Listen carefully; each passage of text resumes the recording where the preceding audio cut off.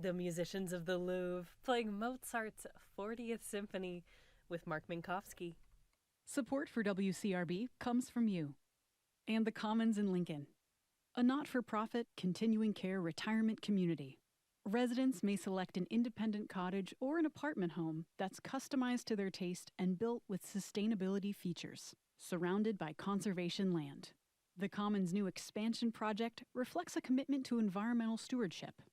For more information or to schedule a tour, you can visit thecommonsinlincoln.com. Classical Radio Boston is WCRB-FM 99.5 HD1 Lowell, Boston, WGBH-FM HD2 Boston, WCAI-FM HD2 Woods Hole, WJMF-FM Smithfield, Providence, and at classical.org. Hugh Wolf and the St. Paul Chamber Orchestra, Aaron Copland's Down a Country Lane.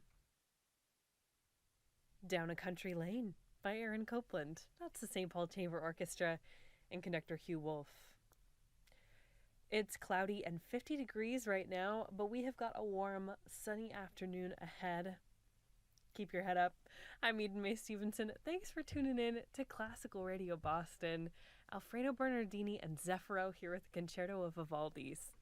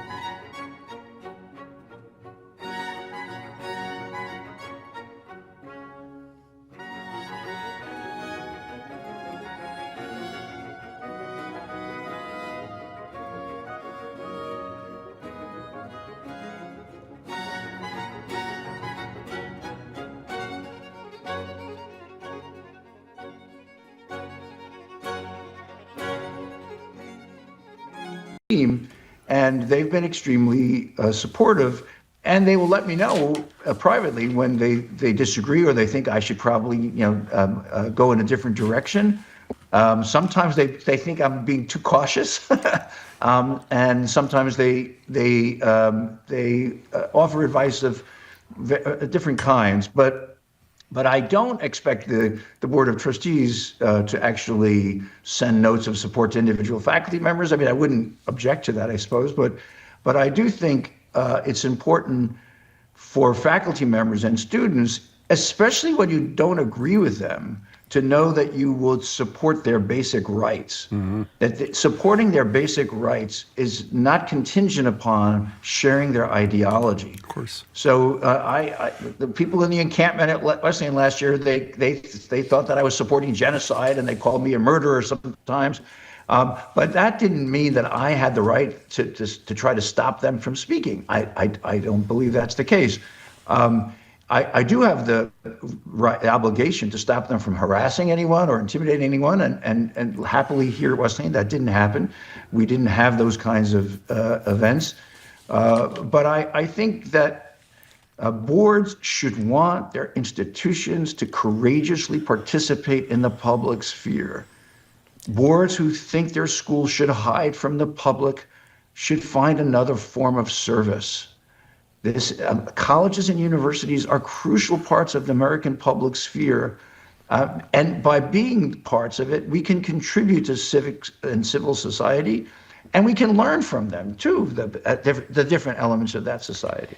Well, you have said that the Trump administration is not protecting Jewish students with this so-called anti-Semitism crusade. So what did you mean? Oh, well, I think this is a charade, this anti-Semitism. It is a vehicle for getting more power for the executive branch. And Jews who fall for that, I think, are making a big mistake, or who accept that the protection of the current administration because they think it'll be good for the Jews, is the expression we use sometimes. And I think it's a big mistake because it's the rule of law that protects minority groups. It's not obedience to the king.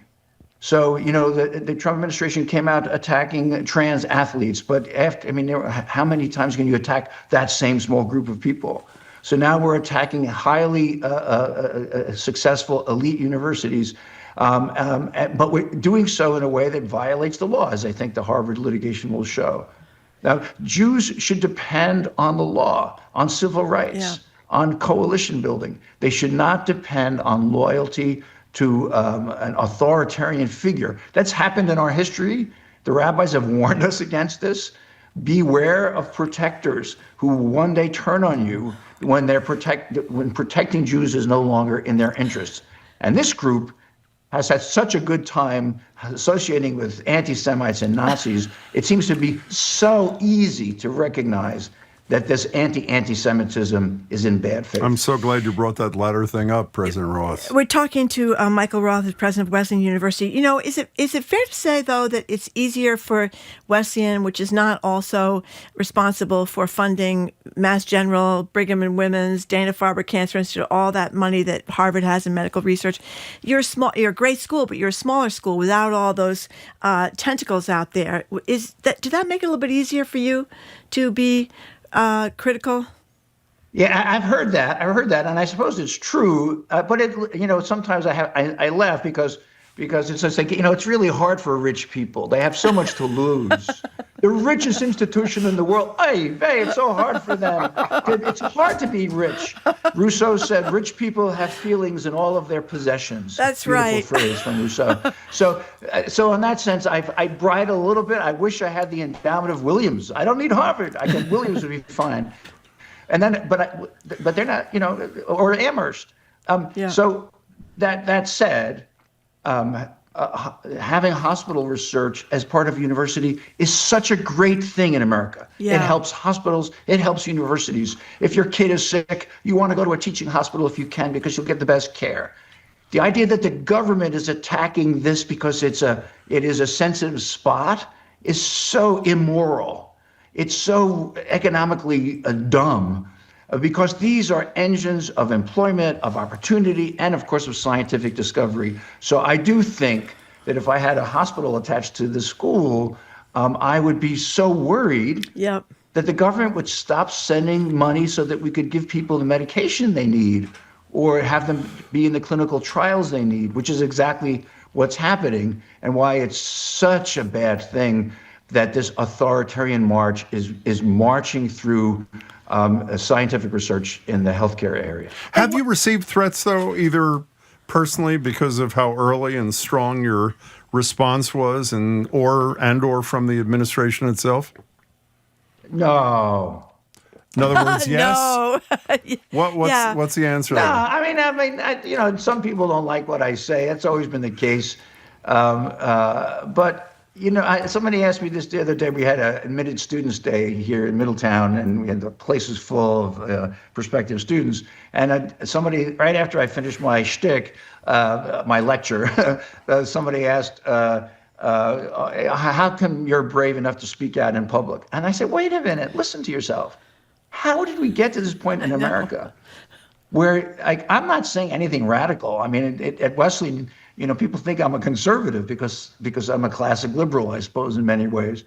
But the idea that we would be threatened for speaking out in any way is, to me, so anti-American. But I know you're right, Jim. It does happen. People make threats. I try to not be stupid about it. Now, if there are credible threats, we have people who look at that. But I also don't want to be deterred from speaking out and listening to people who have different points of view. Because I've learned a lot by speaking out, because I find out that I was wrong about something, and I need to change the way I think about it. But you use your term "afraid of speaking out." If I were an international student at an American college or university, and I read this morning, I think you have, roughly 15% of your student body, thereabouts, is international students. I sure as hell would be scared about speaking out when you talk about the Ozturks and the Khalils of the world. What do you say, or what do people who work with you say to international students who are concerned about going to a demonstration, signing an op-ed, or doing anything to exercise their right to free speech? It's such a good question. And I have a good friend who's one of the leaders of the pluralist movement in this country. And he said, Michael, I think you're wrong to speak out, because you're fine. You're an overpaid university president. Even if you get fired, you're fine. You're an old guy. But what about the international students who might be made vulnerable? What about some of the workers on your campus who might be made vulnerable? But because you speak out, Michael. And I thought, okay, that's a good argument. It's the classic collaborationist argument, right? That I know where the resistance fighters are, so I'm going to tell the Nazis where they are because I can keep my restaurant open and employ the dishwasher. Yeah. Or I'm going to turn these Jews in because then the waiters can still have a job. And you want the waiters to have a job, but at what expense? So I feel that I can speak out without putting the people I care about in undue danger. But I think if nobody speaks out, it's just so much easier for the authoritarians to grab more and more power and to do awful things.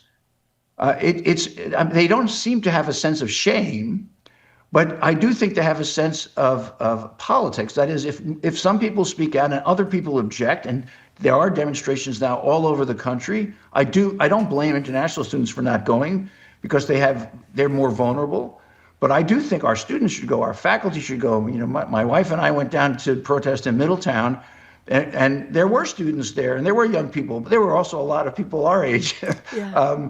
But I think that's happening all over the country, and I think the government will notice when it's not just the folks who got into Harvard who were protesting, but Americans across the country who value the freedoms of civil society should say no to authoritarianism. We're talking to Michael Roth, president of Wesleyan. You mentioned different points of view in politics in Harvard. So there's a lot of people on the right who think that attacking Harvard is great. It's because they think that the universities in general have become too woke, not enough conservative faculty members, that it's all far left stuff. What do you say to that?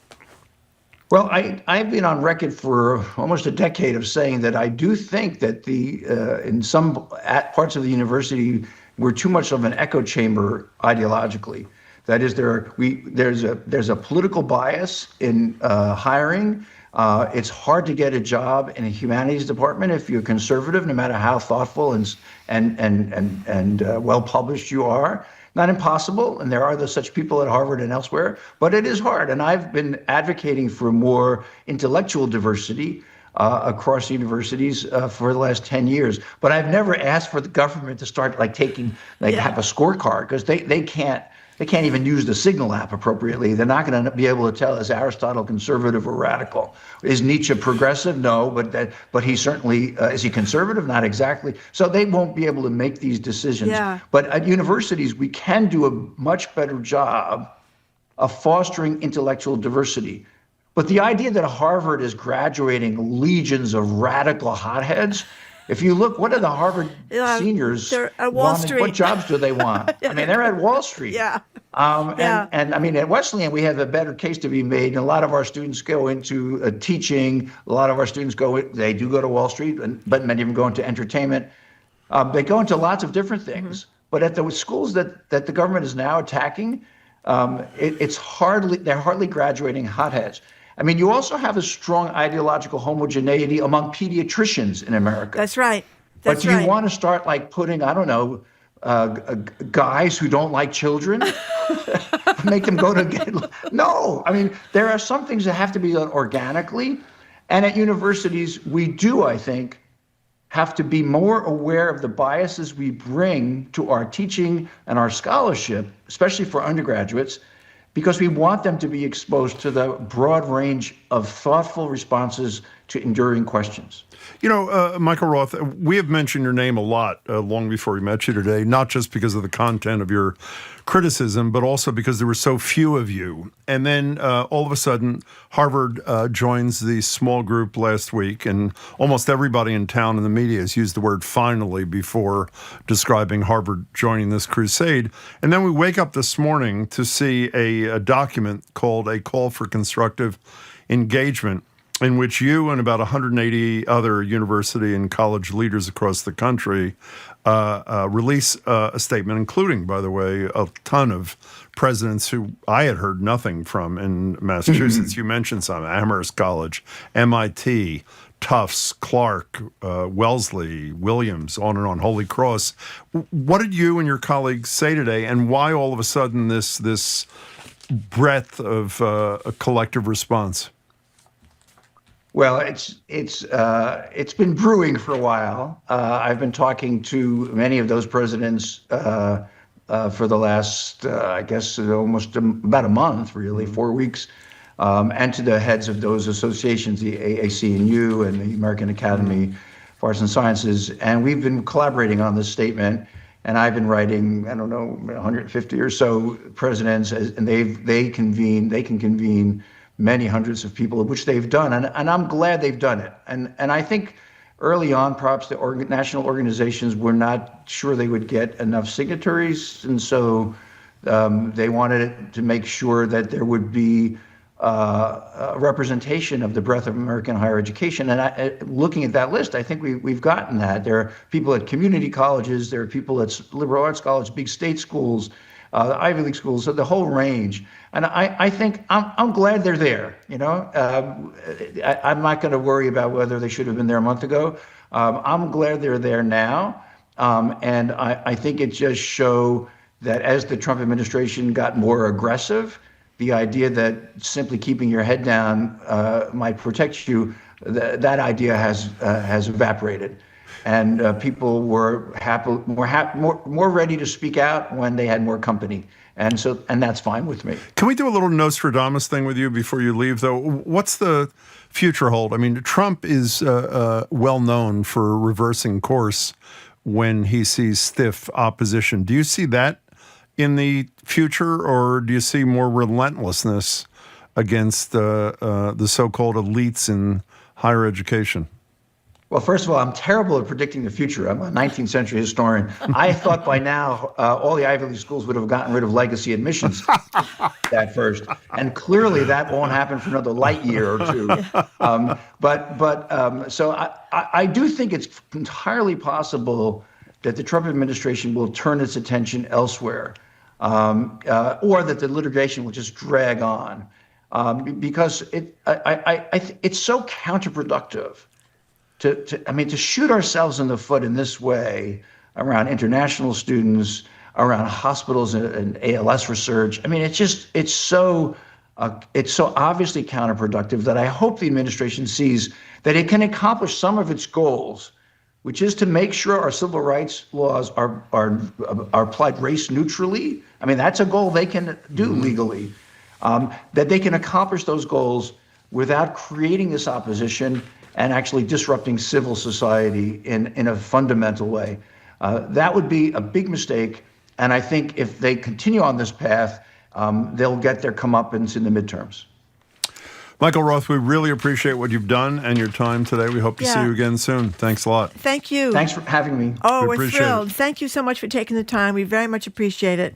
Michael Roth is the president of Wesleyan University, which, of course, is in Connecticut, and we thank him again for being with us. Okay, coming up after a quick break. He was early on. That's a critical thing. Early on. I mean, he early was on. The first, That's if right. not out of the box. One of the first. Yes, he was. Coming up after a quick break, we're going to open the phone and text lines. Has President Trump and the so-called religious right lost the thread of what Easter means? We're going to play for you or recite for you the president's Easter blessing. It's beautiful. As it were. It's a beautiful lovely. thing. Yes, it is. Stick around. You're listening to Boston Public Radio, 89.7 GBH, streaming at youtube.com/GBH News.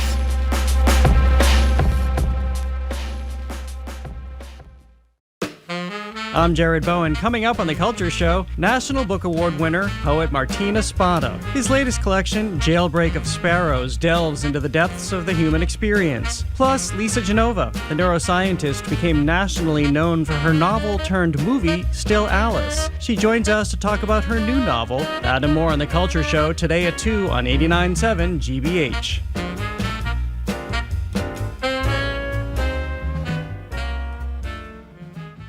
Our programs are made possible thanks to you. And the Newman School in the heart of Back Bay, dedicated to being a spirited community for local and global teachers and learners, now enrolling middle school day students and 5-day boarding high school students. NewmanBoston.org. And Bridgewater State University, helping create jobs for Massachusetts. BSU's skilled graduates are recruited by today's industry leaders, elevating business in Boston and beyond. bridgew.edu/elevate.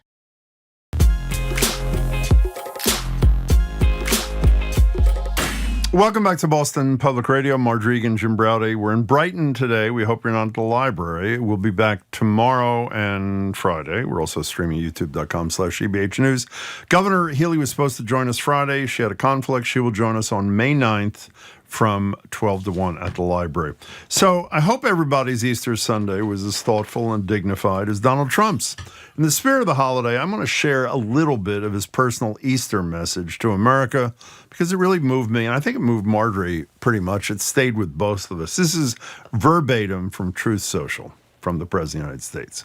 Happy Easter to all, including the radical left lunatics who are fighting and scheming so hard to bring murderers, drug lords, dangerous prisoners, the mentally insane, and well-known MS-13 gang members and wife beaters back into our country. Stay with me, Marjorie.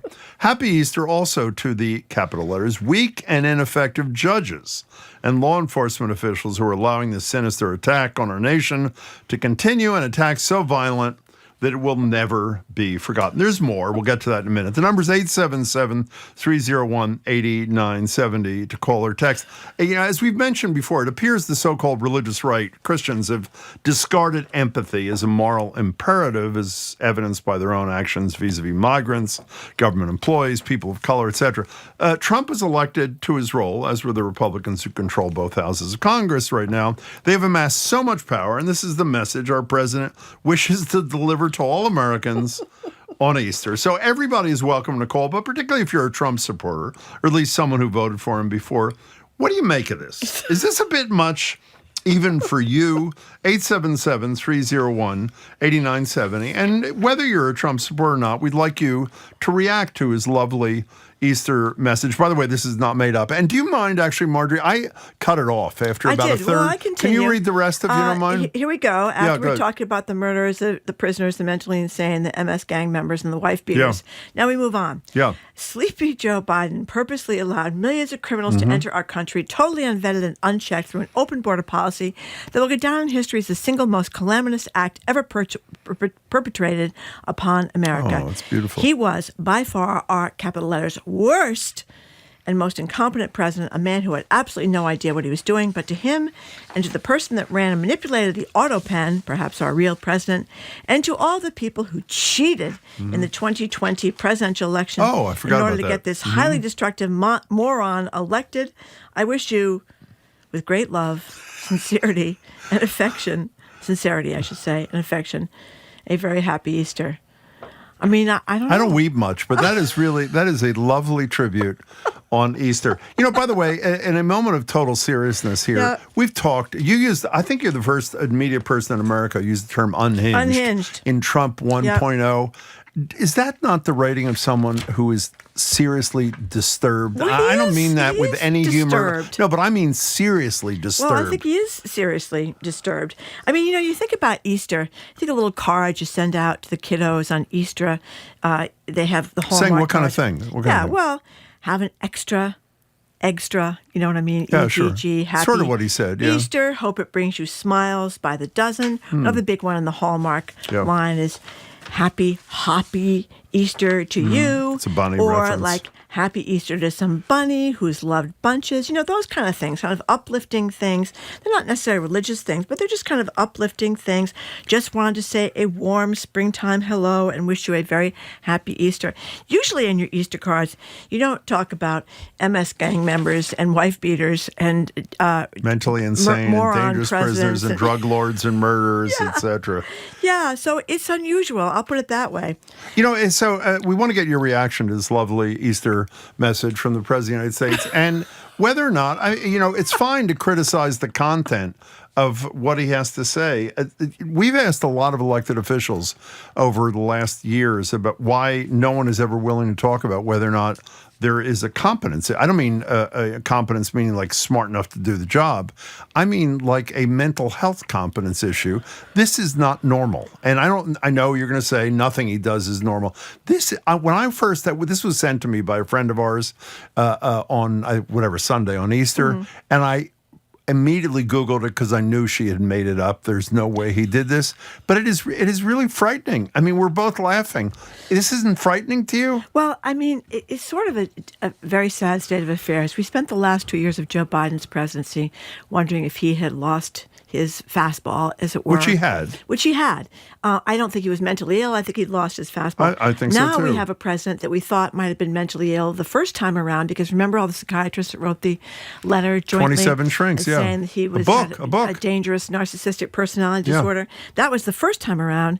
And now it seems to have gotten worse, where he really enjoys saying over and over again how people have to come and kiss his ass and beg him for relief on the tariffs, or beg him for relief on his attacks on the administration. It's just really kind of bizarre, as opposed to, like I said, what you might say on Easter, like wishing you a big old basket full of happy and chocolates and Easter bunnies on the big day. So before we take your calls, there's another beautiful message that was delivered, because obviously the day after Easter, the Pope died. What did Marjorie Taylor Greene? Speaking of empathy, is yesterday's news. Okay, so Pope Francis, and we're going to speak about this later in the show, died over the weekend right after Easter. And you could have some criticism about him, as he didn't do enough on sex abuse. But I think generally this was a guy that talked about the poor constantly. Remember, he went down and met the migrants in Italy coming over when they were drowning on the ships. He went and washed the feet of a bunch of Muslim prisoners. He was all about the poor and the forgotten. Ate with those trans people in that community near Rome. Said trans people should be baptized, that the divorced and remarried people, give them a break.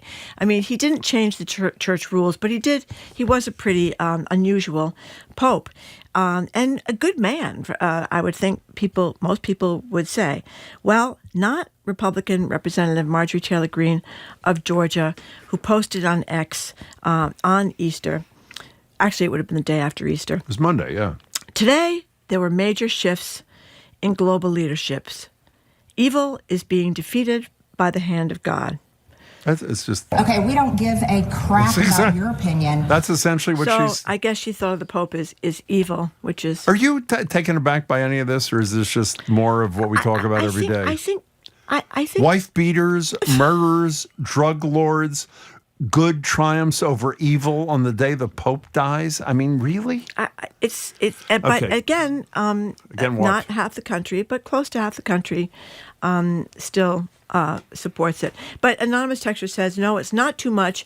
You liberals need to be blankety blank destroyed. Do me a favor. Instead of sending trolling text today, can we make one request today? Yeah, why don't you call? Please call us. Call. If you really believe this, have the courage to call. And if you want to defend it, it's fine. We'll get into a back and forth. But don't just send stupid texts, okay? We got a few good texts, though. Sounds like the Easter Bunny was hopping on his head, and now he has brain damage. Well, it's not even funny. This guy has his finger on the you-know-what, and... well, that's what we have to hope, that there isn't some accidental destruction of the world here while he's got the power to do it. Let's take Joel in Connecticut said, as Jesus said, throw that stone. Ellen in Westport, you're first on Boston Public Radio. Welcome to the show. Hi. Good morning, Jim and Marjorie. How are you doing? We're never better. I wish I could. I'm telling you, I wish I could get through when I have serious things to say. But anyway, to this one, he's like the Energizer Bunny. He just never stops knowing how to stop being negative. He needs to eat some jelly beans, seriously. Well, I think jelly beans were done away with after Ronald Reagan left. He needs to eat some jelly beans and maybe for diversity, a little bit of chocolate. He'll be all set then. Thank you, Ellen. That was an excellent comment. We appreciate it. 877-301-8970 is the number. We're responding to... Donald Trump's Easter message, which a lot of us thought was not real. And by the way, when you guys this morning, I didn't even know about the Marjorie Taylor Greene thing. I said to you and Jamie and Zoe, that can't possibly be about Pope Francis, but it is about Pope Francis. It is about Pope Francis. Here's a texter. Since we Catholics love Donald Trump so much, 66% of church-going Catholics voted for him. I'm not sure if that's actually right, but I think it's close. We could petition the cardinals to vote for him. I'm sure he will be the best and most popular pope ever, Donald Trump as pope. And, the person does have a good point. There is a rising right-wing section of Catholicism. J.D. Vance represents it. That is a recent convert, and he's a total... I would say, extreme right Catholic, and the Pope had to correct him on his view of basically his view is take care of your family first, and maybe if you have time, you can take care of other people. But had the decency the day before he died to give him a brief audience, by the way, which it's really shows the depressing difference. That J.D. Vance is the guy, one of the last people to talk to the Pope. It's really upsetting. Okay, Kevin watching on YouTube says even the Pope lost the will to live after talking to J.D. Vance. That really is really low rent, but I think there's some truth to it. Let's just read the second one. What's that? The Pope met J.D. Vance and decided to go to the one place he knew Vance couldn't follow That's him. a pretty good line. That's very good. Robert in Brockton, you are next on Boston Public Radio. Thanks for the call. Hi, Robert. Good morning. Hey. I will sum it up my view as I second the motion for what Donald Trump said. What, that the Pope that murderers and thugs and wife beaters on Easter? Yep, the whole thing. You liked it. Okay, why don't you flesh it out a little bit for us? Would you say flush it out? Flesh it that's out. Good. Flesh it out a little Elaborate. bit for us. Yeah, elaborate. Come on, Robert. Oh, okay. I didn't recognize the That's okay. application of that word. Yeah. Donald Trump has got a battle on his hands from the first minute of his new term, and he's just programmed into that, and that's all he's going to do is fight and fight and fight. Even when he gets an attempted assassination on him, his life, and that's the man. That's an excellent defense, Robert. I'm just wondering, when it's Easter, when you usually talk about, you might talk about religious things if you're a religious person, the resurrection stuff, or you might just talk about happiness and spring and Easter bunnies. It didn't concern you at all that he was talking about wife beaters and murderers and all these horrible things that were happening and calling Joe Biden a moron? It doesn't seem to be in the Easter spirit. You know what I mean? I do know what you mean. I'm going to stick with Trump is not going to take a break. He's not going to take a recess. But that's okay. I think we've had it. That was a very thoughtful call, Robert. Thank you. Yeah. You really explained your position very well. Appreciate it. 877-301-8970 is the number. Carol in the car. Hi, Carol. Welcome. Hi, first-time caller, and I'm always listening. We're thrilled about both. Hi. Okay, what really has me spinning is that all of this religious, all of these tenets, no matter what denomination you're in, no matter what you believe, is so un-Easter-like, if you want to use that term, or Christ-like.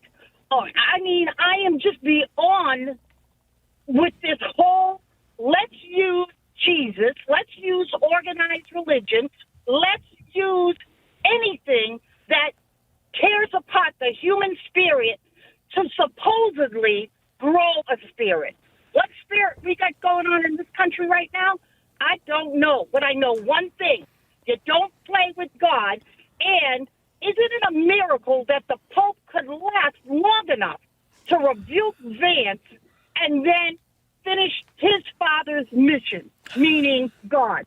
Carol, thanks for your first call. We appreciate it. Maybe he did. I would say it doesn't sound like it was. Sounds like he was quite gracious. But I can't help but think Vance might have a moment there. Just even I think you're naive. Possibly a moment. Okay. By the way, speaking of, you know what we didn't we share with people is yesterday the president, I think it was after the Easter egg thing on the White House, a reporter put a mic in his face. I don't mean disrespectfully, held out a mic and asked him a question. This is verbatim. And he said the Pope's message was tolerance for migrants. Do you agree with that? And Donald Trump's response verbatim was, I do. I really do. And he walked away. We're in a surreal time. We're talking about Donald Trump's Easter message, I guess sort of Marjorie Taylor Greene's Easter message as well, and how grotesque and totally inappropriate. Robert didn't think so. And if you share Robert's perspective, we'd love you to call, but maybe explain a little better why you're comfortable with it than Robert was able to do. Tommy from South Boston says, thank goodness. I was worried the Pope election would be rigged under Joe Biden, but now Trump is involved, so I'm happy. Let's go to John in Wellesley. Hey, John, how are you? Welcome. Hey, guys. First-time caller. Thank you. I just want to I agree with what Trump had to say about on Easter maybe wasn't the best time to say it, but everything he said was on point. You can't tear that apart, you know? Well, let's take one part, for example. He cheated out of the 2020 election by this highly destructive moron? That was Joe Biden. Was he cheated out of the election? It's tough to say. There was really no investigation on it. They shut that down. You know, there were 60 plus. Can I finish and then you can go? John, as Marjorie just said, there were 60 plus, quote, investigations in courts of this country, many of the judges being Trump judges. And other than one small technicality case, Donald Trump lost every single challenge. Does that matter to you or no? Well, okay, I'll give you the point, but let's go through every other point that he made. Go right ahead. Well, I don't have it in front of me. You guys have it in front of you. Well, for example, the radical left lunatics who are fighting and scheming so hard to bring murderers, drug lords, dangerous prisoners, and mentally insane and well-known MS-13 gang members and wife beaters in our country. Do you think that describes the bulk of people who have entered our country, even if they're undocumented? We don't know, right? Because they were unvetted. They've just come in. The Joe let everybody in. And then you had the balls just Hold to on. say that... Hold on, John. They were vetted. That's another they were, Fox News. Even the ones that got away? There's some obviously got in. And, yeah. If you snuck in, but most of them were vetted, and the ones that got away, it wasn't... Most. Maybe some were. But I don't think people are working hard. I mean, he's implying that people are working hard to get murderers and wife beaters into the United States. He's not implying. He's saying it. He's saying it. So I don't think that would be our first choice. You know what I mean? They're not working hard to get rid of them. Let's put it that way. And then, Jim, you have the nerve to say that you're worried about his mental capacity. I what said about it. the last 4 years? You guys said nothing about. Well, Joe actually, Biden, and he was not good from day one. John, as a matter of fact, we said plenty about it, and we had the woman who wrote the first piece, who was roundly criticized from the Wall Street Journal and Annie Linsky about the decline in Joe Biden's cognitive state.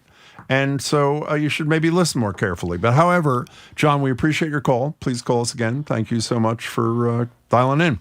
877-301-8970 is the number. We are talking about the president's Easter message to Americans, and also Marjorie Taylor Greene's claiming that the Pope who just died, it was a good thing because evil was defeated when he died. Okay, you're listening to Boston Public Radio, 89.7 GBH, streaming at youtube.com/GBH News.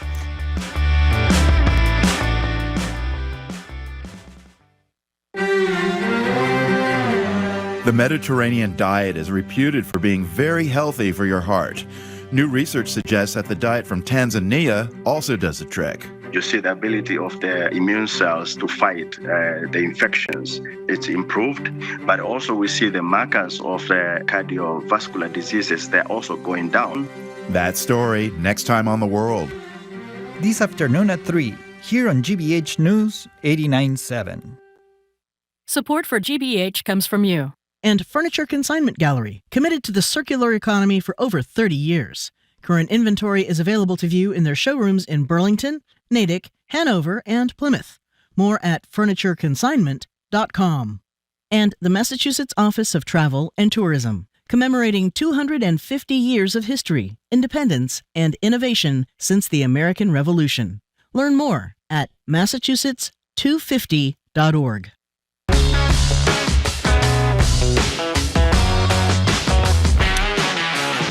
Welcome back to Boston Public Radio. Marjorie Egan and Jim Browdy, streaming at youtube.com/GBH News. I'm sure you figured out we're not at the library today. It's post-marathon cleanup. We are back there tomorrow. We're talking about this deranged Easter message from Donald Trump saying Happy Easter to all, including the radical left lunatics who are fighting and scheming so hard to bring murderers, drug lords, dangerous prisoners, the mentally insane, and well-known MS-13 gang members and wife beaters back into our country. They don't end there. And then you have, here's a guy who obviously stands for something, Donald Trump. Listen to this weak Easter message from Barack Obama.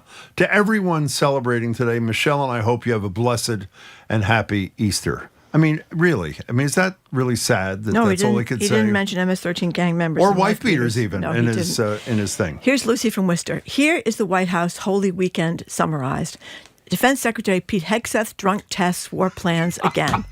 Secretary of Homeland Security Kristi Noem somehow gets her purse stolen with her money ID, $3,000 inside it. With the Secret Service there, by the way. And Donald J. Trump skips church Easter service to go play golf. Did he? Plus, I don't know. We should check if he went to church. I don't know. Plus, the VP kills the Pope. Neither of us should be laughing at that. Marianne, you're in Newport. We're on Boston Public Radio discussing the Easter message from the White House. Hey there. Hi. I just wanted to read my response when I saw that on Facebook. Oh, great. Okay, so what I said was, yes, Mr. President, happy Easter to all the government workers that you fired and to all the starving children that you took sustenance away from, and from the many who will die of AIDS without medication, and to the families who came here to escape tyranny and found themselves imprisoned, and to the farmers who will need to be bailed out again, and the many more great Americans who can't sleep at night because they worry for the future of the country that they love so much. Wow. Well, that's pretty. Why'd you decide to do that, by the way? Why'd you decide to take time to write it down, Marianne? I think it's great you did, but why'd you do it? I was furious. No, I'm just reading it off my phone. I was just furious when I saw what he wrote. Well, I wish everyone as usual took action like you did. Marianne, thank you for your call and your comments. We appreciate it. 877-301-8970. She's laughing. It must be a J.D. Vance No, it's thing. not. What is it? This is another texter. You forgot to mention Trump's closing statement to that disgusting criminal immigrant, the Easter Bunny. First, we come for your eggs. Next, we are coming for you. Your bunny pellets are illegally pouring over the border, and we think we are so strong, and your eggs are so weak. 877-301-8970. They monetized the Easter egg hunt yesterday. I think if you paid $200,000, you got to get a tour of the White House with really Melania and stuff like. Yeah. Where'd the money go? Good question. I'm not really sure. Some funds. Oh, that was the ad thing. Didn't we talk about that a couple of weeks ago? Yeah. Oh, okay. Doris, you're in Sudbury. You're on Boston Public Radio. Hey there. Hi there. Hi. I'm a long-time listener and first-time caller. Well, we appreciate and both. I wanted to connect this discussion with your excellent previous guest talking about the university presidents and how it took time for them to organize and begin to speak up en masse so that they could become more effective.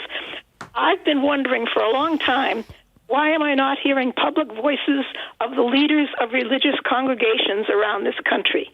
Because the Christian message of Easter is so disconnected from what we heard from Trump that I think that the people who are in the congregations need to hear their leaders speaking up and relating it to their own religion, each one, no matter what their religion is, so that we can have massive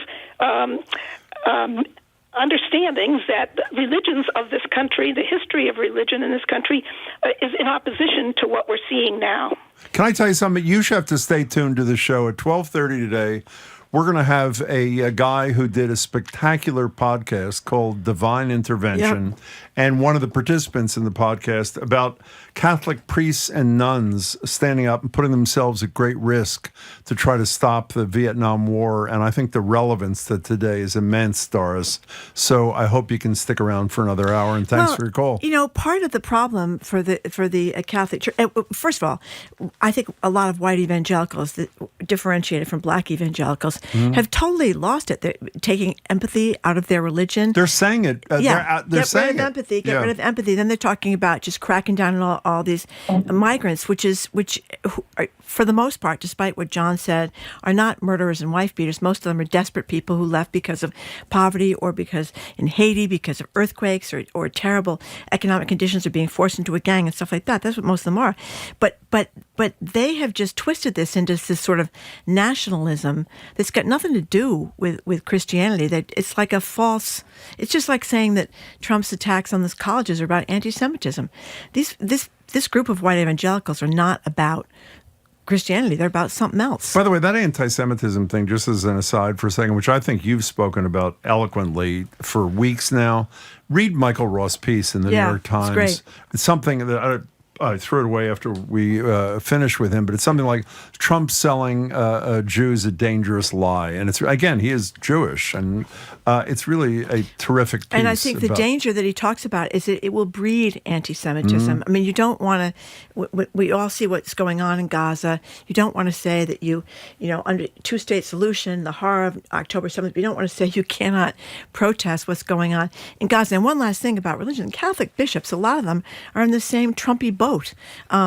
That's what was different about Francis. He was much more of a liberal, but a lot of the American Catholics, bishops, and it goes in line with them covering up for pedophile priests. Well, it's not unlike the Vietnam War thing we're going to talk about at 12:30, that was kind of where the Cardinals, the Spellmans, and all those people on the side of the war, and the rank and file decided to rise up, priests, nuns, etc. Elizabeth in Chelmsford, welcome to the show. Hi. Hi, 3 quick things. Please. There was a caller who equated Trump to the Energizer Bunny, and the only bunny that I want to equate Trump with is the roadkill bunny that I passed by yesterday. Okay, no, let's not do that. Okay, next. Go ahead. Okay. 2 is just want to tell everybody that I just got out of my mammogram. Just a quick reminder, schedule your mammogram. Good Super for you. easy. Great. And 3, I have a question for you, Jim. It's kind of an overall question for the show. I mean this with so much respect. I love all the callers. I love listening to them. Sometimes some callers will stop and say, "Hi, Jim and Marjorie, how are you?" And then I can tell you're kind of like, I'm good. Just move on. And I wonder sometimes, do you wish that callers would just not ask that question because you're trying to keep the momentum? Can I tell you the truth, you ever thought of Elizabeth? I've never thought of it once, but because of you, I am going to think about it. Do you want to ask me how I am? How are you? Miserable. Thank you, Elizabeth. All right. I promise you Bye. I will take it to heart going forward. Elizabeth, thank you for your call. We really appreciate it. 877, well, am I giving the number? The lines are full. You want to squeeze another one in? Yeah. Where are we going there? To Corolla. Corolla in the car. Thank you for Hi, calling. you have 30 seconds. Welcome. Okay, how are you? Fine, thank you. Listen, I just want to say about the president's message, although I don't approve of his dragging his usual thing that he's trying to keep people focused on into his Easter message, I would actually believe he thinks he's being very generous and forgiving and Christian by saying, I wish a happy Easter, even to all these people that I think are doing terrible Well, things. if that's what you think, That's he my needs only more help than I think he needs.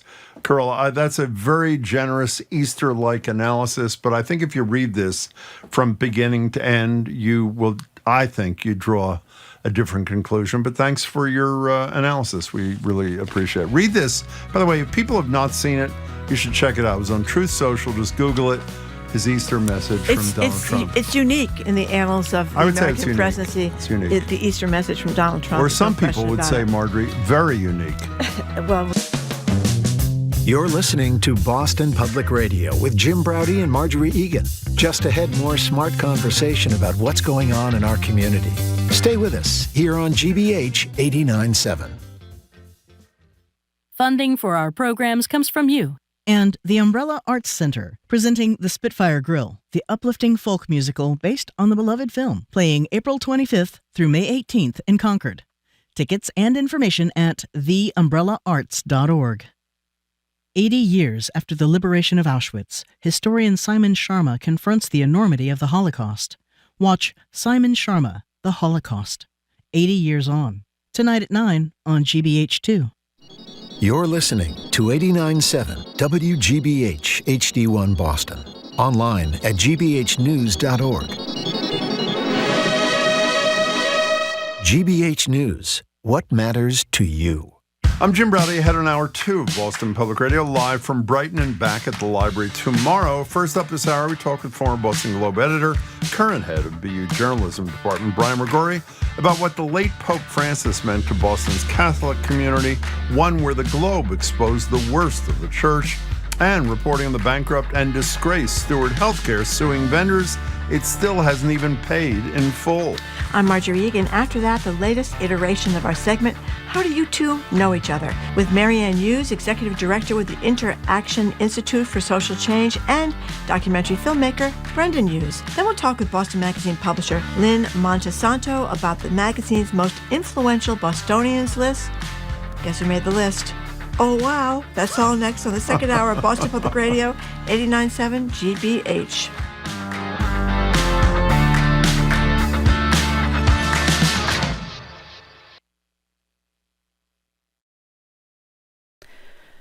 Live from NPR News in Washington, I'm Lakshmi Singh. Stocks are trading higher today after a big sell-off on Monday. NPR's Scott Horsley reports that's despite a gloomy forecast of slower economic growth in the U.S. and around the globe. The International Monetary Fund predicts the combination of Trump's tariffs and economic uncertainty will cut into global growth this year. The IMF has downgraded its growth forecast for the United States by nearly a full percentage point. Economists say the trade war will lead to lower productivity and higher prices in the U.S.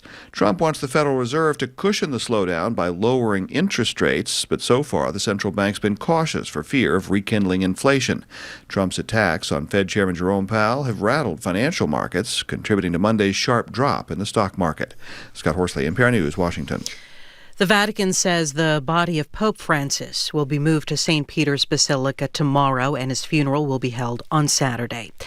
NPR's Jason DeRose reports many younger Catholics embrace Francis as a pontiff who echoed their concerns about the poor, the environment, and peace. At St. Monica's Catholic Church in Santa Monica, California, 29-year-old Daniel Trin is an active member.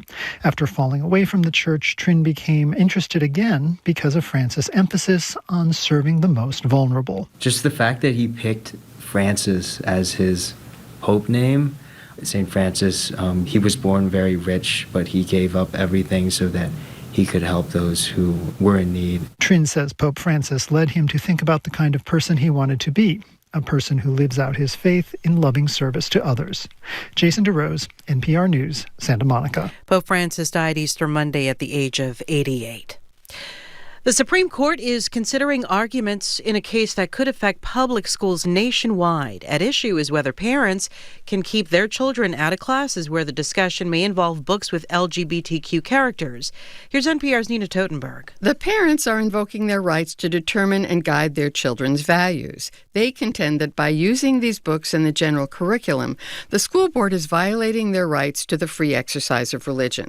The school board counters that an opt-out is not required for mere exposure to ideas, and that if such opt-outs were required, the schools would likely face opt-out demands for science classes where evolution is taught, or history classes where the role of women in the workplace is discussed, all of which the school board says would disrupt classes and lead to the balkanization of education. Nina Totenberg, NPR News, Washington.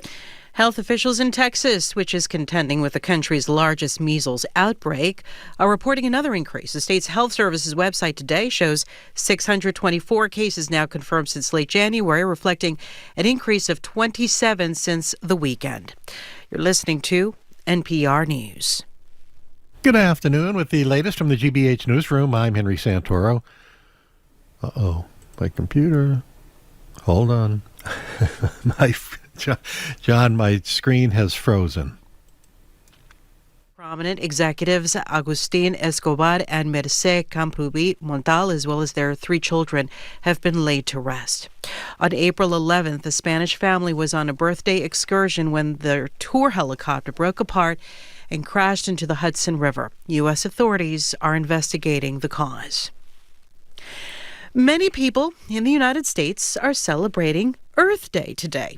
NPR's Alina Hartunian spoke with 2 online networks about their sustainable solutions to combat climate change. Co-founder Liz L. Clark says the Buy Nothing Project started with the question, how do you curb plastic waste? Of the 3 R's, there's reduce, reuse, recycle. Okay, how about refuse? The group's millions of members share everything from bread tags to sofas. This circular economy stops people from buying new goods and keeps old stuff out of landfills. Arizona-based GardenExchangeStands.org is a network of neighborhood plant stands. People can pick up and drop off plants, seeds, and other garden-related items. Founder Defane Weaver says that promotes both sustainability and community. It's nice to just be able to bike down to your neighborhood stand, get your books, get your plants and seeds, and then share what you have. As the group's website says, it's a lifestyle. Alina Hartunian, NPR News. The Dow is up 989 points, or more than 2.5%, at 39,157. I'm Lakshmi Singh, NPR News. Support for NPR comes from NPR stations. Other contributors include Charles Schwab, offering investors choices like full-service wealth management, advice, investing, and trading on Think or Swim. Learn more at schwab.com. And from the Doris Duke Foundation.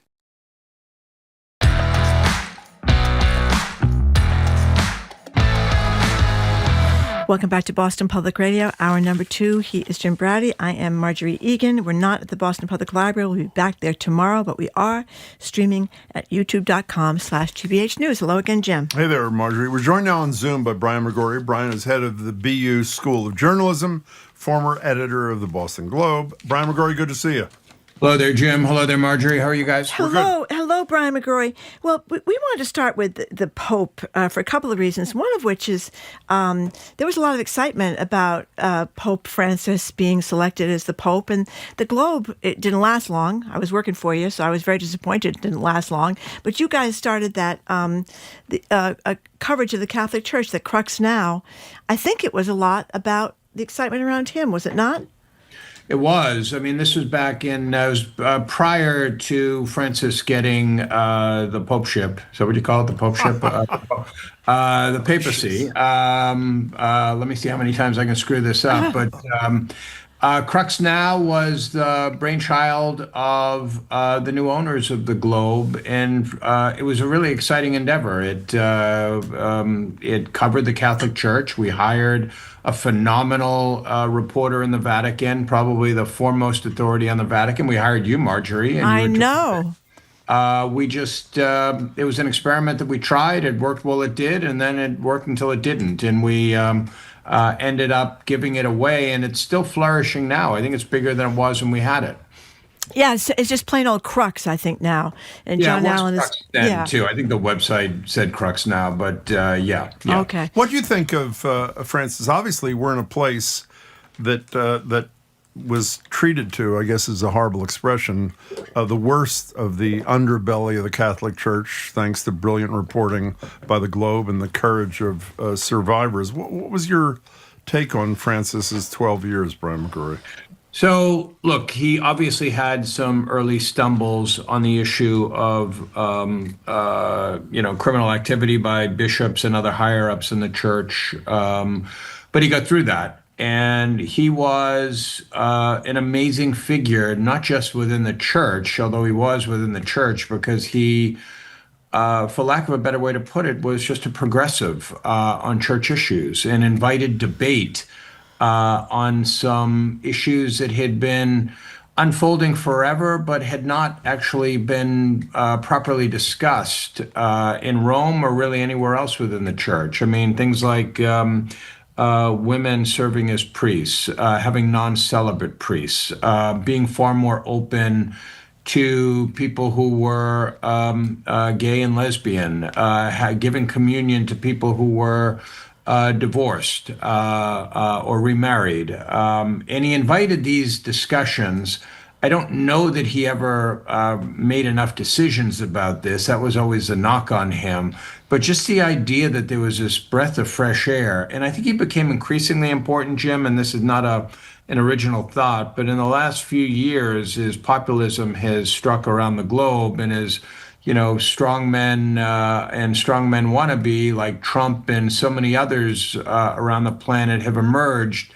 He was a voice of reason and a voice of compassion. And right up until the end, right up until after he met with J.D. Vance and went out on the balcony and had a speech read about being kinder to migrants and those who had a lot less in life. So literally, to his dying day, he was a voice of compassion at a moment on this planet that doesn't seem particularly compassionate. Of all the things we've all heard as closely as we followed Pope Francis's time, I was going to say in office. I don't know what the terminology is either, but you know what I mean, the 12 years. The one little anecdote that I hadn't heard, there were many I hadn't heard, that really stayed with me. I just mentioned this to Marjorie this morning. I heard it on NPR repeatedly, that he called a little Catholic enclave, a small one, in Gaza, every single night at 7 p.m. exactly, no matter where he was in the world, to check in with them, to tell them he was thinking of them, praying for them. And it's these little touches of humanity in a world where we are surrounded by so much inhumanity that really stays with me, even though, as you said, on things that a lot of us care about, particularly in this part of the world, he didn't go far enough, but at least, as you say, he opened those discussions. Well, it's a good thing he didn't come to the United States while he was calling Gaza every night, because he would be That's probably deported right back to the Vatican. Yeah. We're talking to Brian McGrory. By the way, an anonymous texter says, who must be watching on YouTube, I've had the same question. Is Brian joining you from a prison cell in El Salvador? That's your office, correct? I would note it's the common room of a county prison, not the cell itself. Tell that anonymous texter I'm happy to share my decorator with them if they'd like to emulate the look here. We're talking to Brian McGrory. So you did great reporting on Steward Healthcare. I think really got the ball rolling with the yachts and the airplanes and all the stuff you reported, the fishing boat. Now we find out that Steward Healthcare is trying to claw back money from vendors it hasn't paid. This was a phenomenal Jessica Bartlett story. Jessica being at the Globe, and she's done so much good work on Steward Healthcare for the last 14 months. What really struck about this story is they try to claw back these hundreds of thousands of dollars from vendors, and we're talking about ambulance companies and places like that. They are making no effort whatsoever to claw back money, millions and millions of dollars that they paid to executives in the final year or two. And, that very much includes Ralph de la Torre. It very much includes this division of Steward called CREF, which was a management company, which Jessica reported made $37 million in the final year, or a couple of years. And it doesn't seem like, according to Jessica's reporting, that they're trying to claw back any of that money, which is just outrageous. I mean, come on, guys, you know this better than anyone. It's just one outrage piled on top of another when you put this company in play. Why do you think, I know this is pure speculation, we talk regularly about how slow the justice system works in this country, except, by the way, that midnight decision holding up the deportation of more Venezuelans the other day, were the two dissents from the obvious Alito and Thomas. Malta is indicted, both those guys, I believe both those guys you mentioned. I know De La Torre and whoever that number two is from Brookline, I believe is the second guy. There allegedly was a federal grand jury investigation. I have to say, it seems so clear on its face to me that there are crimes that were committed. Why do you think this is going on as endlessly with no resolution as it has? Look, it's entirely speculative, Jim, but this is talk radio, so what else do you do? Why not? Exactly what we do for a living. Exactly. Sure. I don't have a good answer. I do wonder at times if the change in administration is causing a delay, if the fact that the U.S. attorney at the time of the investigation being launched is different than the U.S. attorney who's in there now. And I don't know if that's proved a stumbling block here or what's going on. I'd like to actually see more reporting on that front, because it seems like they've had plenty of time over the last year to put together a coherent case against people here, or decide that they couldn't put together a case, which would surprise me very, very much, because the transgressions seem so obvious here. So, Brian McGrory, I want to quote you. It's almost exactly what you said about 3 or 4 weeks ago with us, and you said something like, "A race for mayor in Boston is great for the city. I wish we had one." Or is that close? Is that fairly close? Thing? Well, it's your idea of quoting somebody. Okay, so fine, it's close enough. Yeah, so let's go. Can you? What is going on with this? I mean, maybe once a week we hear an announcement out of the Kraft campaign. Obviously, we're talking about Josh Kraft, who is the only major announced candidate. There are a couple of, I don't mean lesser in a pejorative way, but lesser known candidates. I've never seen a campaign like this in my whole life for a major office, particularly a candidate who's not suffering for financing. What's going on here? Yeah, I mean, I think, Jim, what I said to you a few weeks ago, was that I don't think Josh understands that the verb is you run for mayor. You don't sit for mayor. And I am hard pressed to figure out what's going on here. If you're going to take on an incumbent mayor in the city of Boston, you literally have to be everywhere. You have to be, you have to have a press strategy, a social media strategy, and an in-person strategy that almost overwhelm the system. And you have to keep the current mayor, the incumbent, really on her toes or heels, defending what she's done, assessing her own mayoralty, and being really sharp with new plans, which is what I meant by a good mayoral race is really great for a city. It causes a conversation about civic life in this community.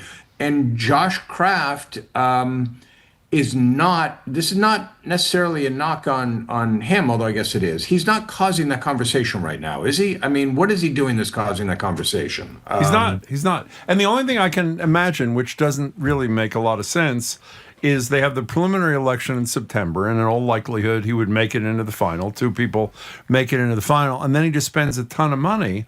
But television advertising, I don't think, has the impact in a local race that it once had, if it ever did. As you said, this is a city where most people. Remember those polls? You may have been editor of the Globe at the point, but at least you're a columnist. When something like 68% of the people in Boston said they had personally met Tom Menino. Yeah. A similar number personally met Ray Flynn. They want full body contact. And what's weird about this, I probably bumped into Josh Kraft when he wasn't running at almost every community event that I've ever gone to, far fewer than he went to. He did those things, even when there wasn't an agenda other than being involved in the community. So I am totally befuddled by the state of this campaign. So, to your point, Jim, he seemed to be far more prevalent when he was weighing whether to run for mayor. Like at that point, everyone was saying, "Oh, this guy's everywhere. He's meeting with so and so. He's this event. He's at this chicken dinner. All of that." Now, does a campaign put out a public schedule every day? Because I don't know. That's a good question. I don't think there is. I don't think there is one. Yep. I don't think there is one. And look, I get it that these campaigns are often run as so-called air wars on the media, but he's not on television. He doesn't have one strong event every day or even 2 events every 3 days. I don't get it. Look, he did have early impact. I mean, we did see the mayor reassess her bike lane strategy. We did see her talk about rethinking the use of city streets all around Boston. That was early impact, and that was to the good. It actually made Wu look good, and it's good for the city. But he has not driven any meaningful issues that I can see since then, and it sounds like you guys haven't seen them either. Zoe, our co-worker, in response to what you just says, he does, and she uses the word occasionally, put out a public schedule, but it's not a regular, you get it at the beginning of your day every day like we're used to in most campaigns. So how does he do, Jim, when he's on your show? He's been really good on the show, I think. He doesn't say much when he's here, but I mean, we've said it before. Thank you for that little prompt there.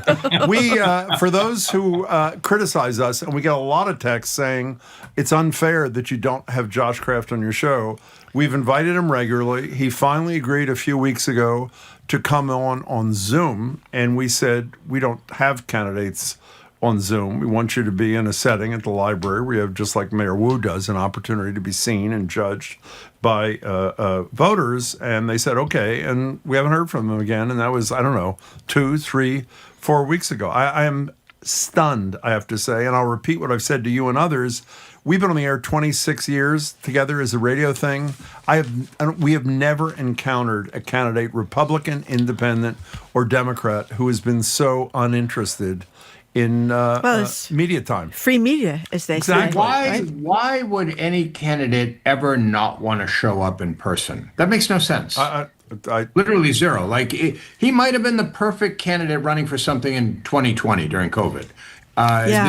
An ideal for him. But there is no legitimate political reason now to say to you guys, I don't want to go to the public library and be with you in person. By the way, if you know Brian McGrory, which some of you do, most of you only know him at arm's length, there is so much a column percolating, ready to explode out of his ears, that he is trying to voice here on the show. Well, you know this as a reporter and columnist, and we know this at being on the radio.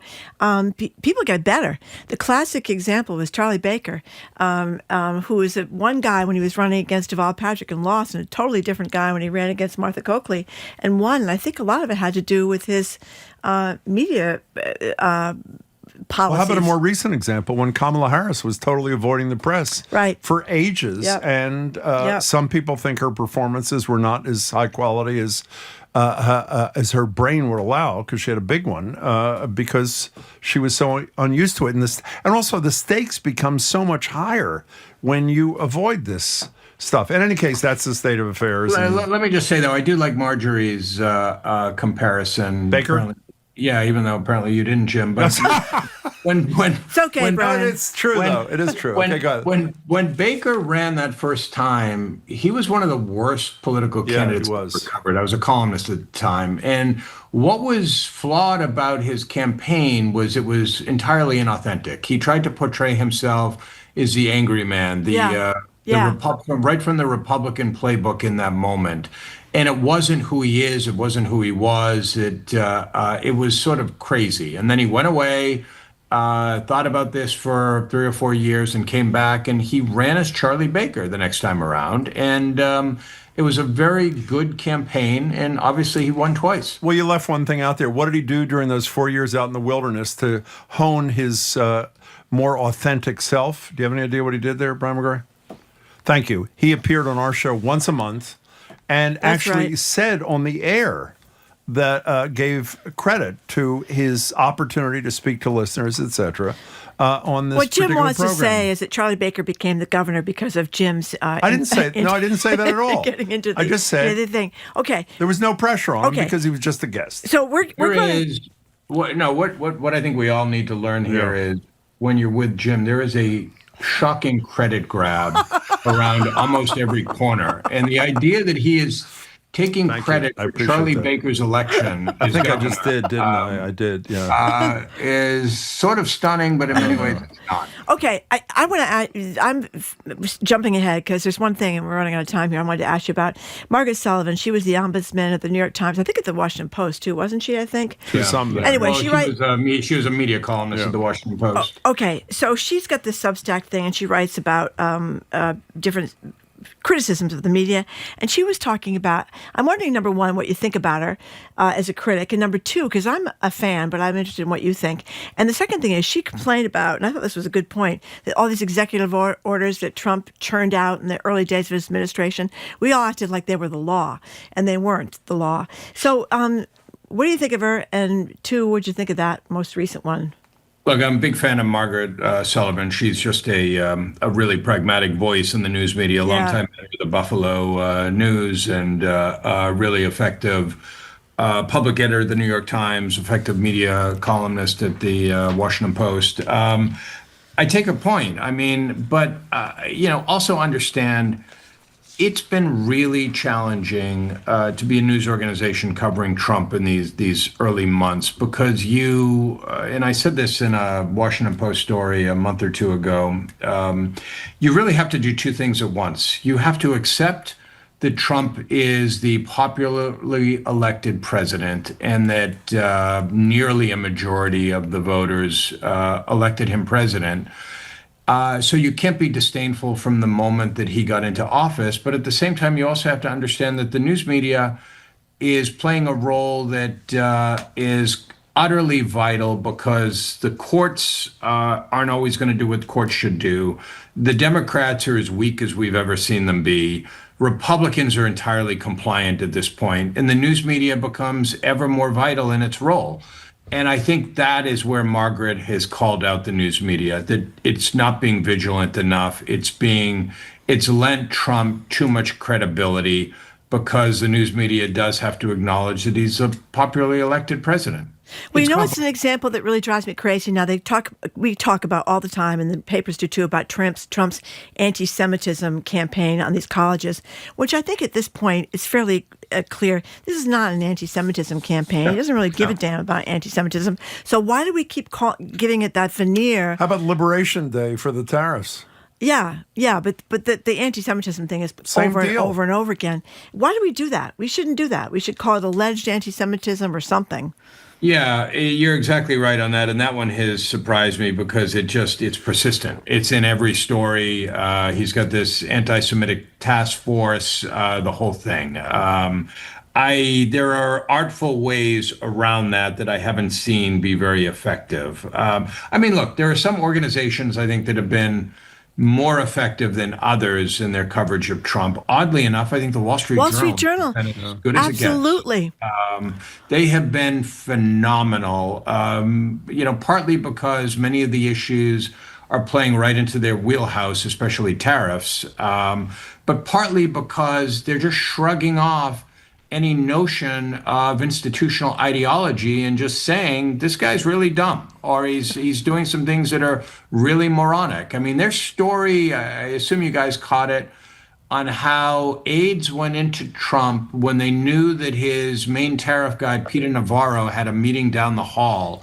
And they took the 15-minute opening and, breezed in to see Trump and made him send out a Truth Social post while Navarro was away, is about as revealing as how policy is made in that White House is any story I've seen, and it's really scary. Yeah, the Wall Street Journal has been great. I also love their story about Elon Musk and all his babies. That was a good one, too. Hey, Brian McGrory, good to see you. Hope you get released sometime soon. Good luck. Thank you, Jim. Thank you, Marjorie. Always a pleasure. Thank you. We have been speaking with Brian McGrory, head of Boston University School of Journalism, former editor of the Boston Globe, and a great columnist for the Boston Globe. Coming up after a quick break, our latest installment of our occasional series, How Do You Two Know Each Other?, with Marianne Hughes, the first executive director of the Interaction Institute for Social Change, and her son, Brendan Patrick Hughes, a filmmaker and podcaster. You're listening to Boston Public Radio, 89.7 GBH, streaming at youtube.com/GBH News.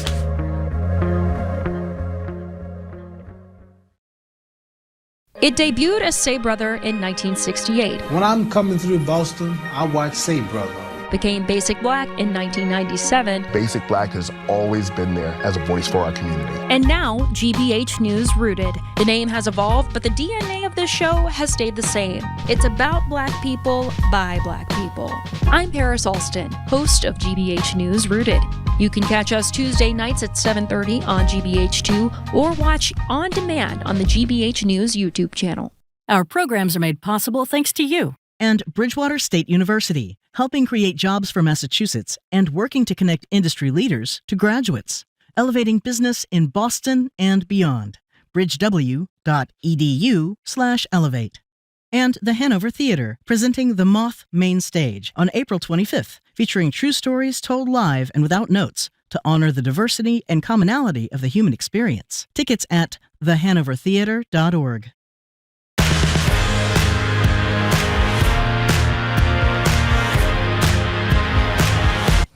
Welcome back to Boston Public Radio. Marjorie Egan, Jim Browdy. We're in Brighton today. We're back at the library tomorrow and Friday. And as always, we're streaming at youtube.com/GBH News. The governor will join us not Friday, as we originally had her booked for. She'll join us on May 9th from noon to 1 at the library. We're joined now for the next iteration of How Do You Two Know Each Other? Marianne Hughes was the first executive director of the Interaction Institute for Social Change. Brendan Patrick Hughes is a filmmaker and podcaster. His latest is Divine Intervention, which is spectacular, all about a radical bunch of nuns and priests who decide to put themselves at great personal risk in an effort to stop the Vietnam War. Talk about timely. Here's just a sense. Here's Chrissy, that happens to be Marianne's daughter, describing Paul Koomey, a conscientious objector in the Vietnam War, who sought political sanctuary in a downtown Boston Catholic church in 1971. At the time, he was living with Marianne in a one-bedroom, her two kids, and friend, Sarah. Here it is. And I remember, everybody, whenever he would laugh, would stop whatever they were doing, in a restaurant or at the Paula Center or just, walking down the street. He just was special. He was really special and small and elfin and always had rosy cheeks. So why did sweet little Paul, he of the world's most wholesome upbringing, have to go underground in the first place? And by that, I mean hide from the FBI by moving into a one-bedroom apartment that already had 4 people in it. You can find all episodes of the fabulous Divine Intervention from iHeart Podcast, wherever you get your podcast. Brendan, Marianne, it's great to see you. Congratulations. Yeah, Thank you. You did a great job with this. I'm halfway through episode 6. I mean, it's the stuff that went on was just crazy. But anyway, I want to ask you, Marianne, let's start with you. How do you know Brendan, please? I met him at the Boston Lying In. Oh, really? I did. Yeah. I did. In the maternity ward? The maternity ward. In the delivery room of the Boston Lying In. Okay. Yes. And there he was. Okay. It's our first encounter. It's your first encounter. Okay. So this is your mom, and a lot of it is about your mom and about her life with your late dad. Mm-hmm. But tell us, what'd you do here? Tell us what this podcast is about. Well, many years ago, my mom started telling me these stories about priests and nuns who became accomplished cat burglars. as a way to sabotage the war in Vietnam. And there was the FBI involved. For a while, it seemed the only people that knew that she was dating my dad were the two FBI guys that were following them. And it seemed like a hell of a romantic story. I mean, what better is there than a story that has heists and trials of the century when two people are falling in love? Yeah, people locked in closets with the FBI, the dogs closing in. But tell us about the opening scene early on, Marianne, where you, with your little kids, are with this guy, Paul, that we just described, the elfin cheeks guy, hiding out in, was it Brigham's? Yeah. Brigham's. Yes. Because the FBI was at the Paulus Center, the church up the street. Tell us about that. So this was an enormous opportunity. We saw it as an enormous opportunity because the Catholic Church had never had a sanctuary before, had never held a political sanctuary. During Vietnam for the anti-war or all the protesters. way, we think even 400 historically. years is what it said. Historically had never had one. And so the Paulus Center was ripe because the Paulus Center was alive with social justice activists. And so we were able to actually organize and get it together, and we got able to do it. So we had Paul at our apartment, and we had to sneak him into the Paulus Center somehow, whilst his parents were testifying on his behalf at the courthouse, saying he would not show up because he was a conscientious objector and that he would be taking sanctuary. So we get Paul dressed up in sort of a girl coat, put a little makeup on him. Those days, they had those you look like a monk in those coats. Do you remember those? And Chrissy, Joe, Sarah, and I, and Paul all get on the subway and we get down there. And as soon as we get there, we go, oh my God, Park Street is crawling with FBI agents. We're like, oh no, this is bad. So we went into the Brighams and stood there. We were flummoxed. Now what? And we're standing there trying to figure out how are we going to do this? And this was our job, was to get him in there. And we see everybody walking up Tremont Street singing, "We Shall Overcome." His parents at the front of the line. We said, this is our moment. So everybody comes up Tremont Street. They're taking the right to park.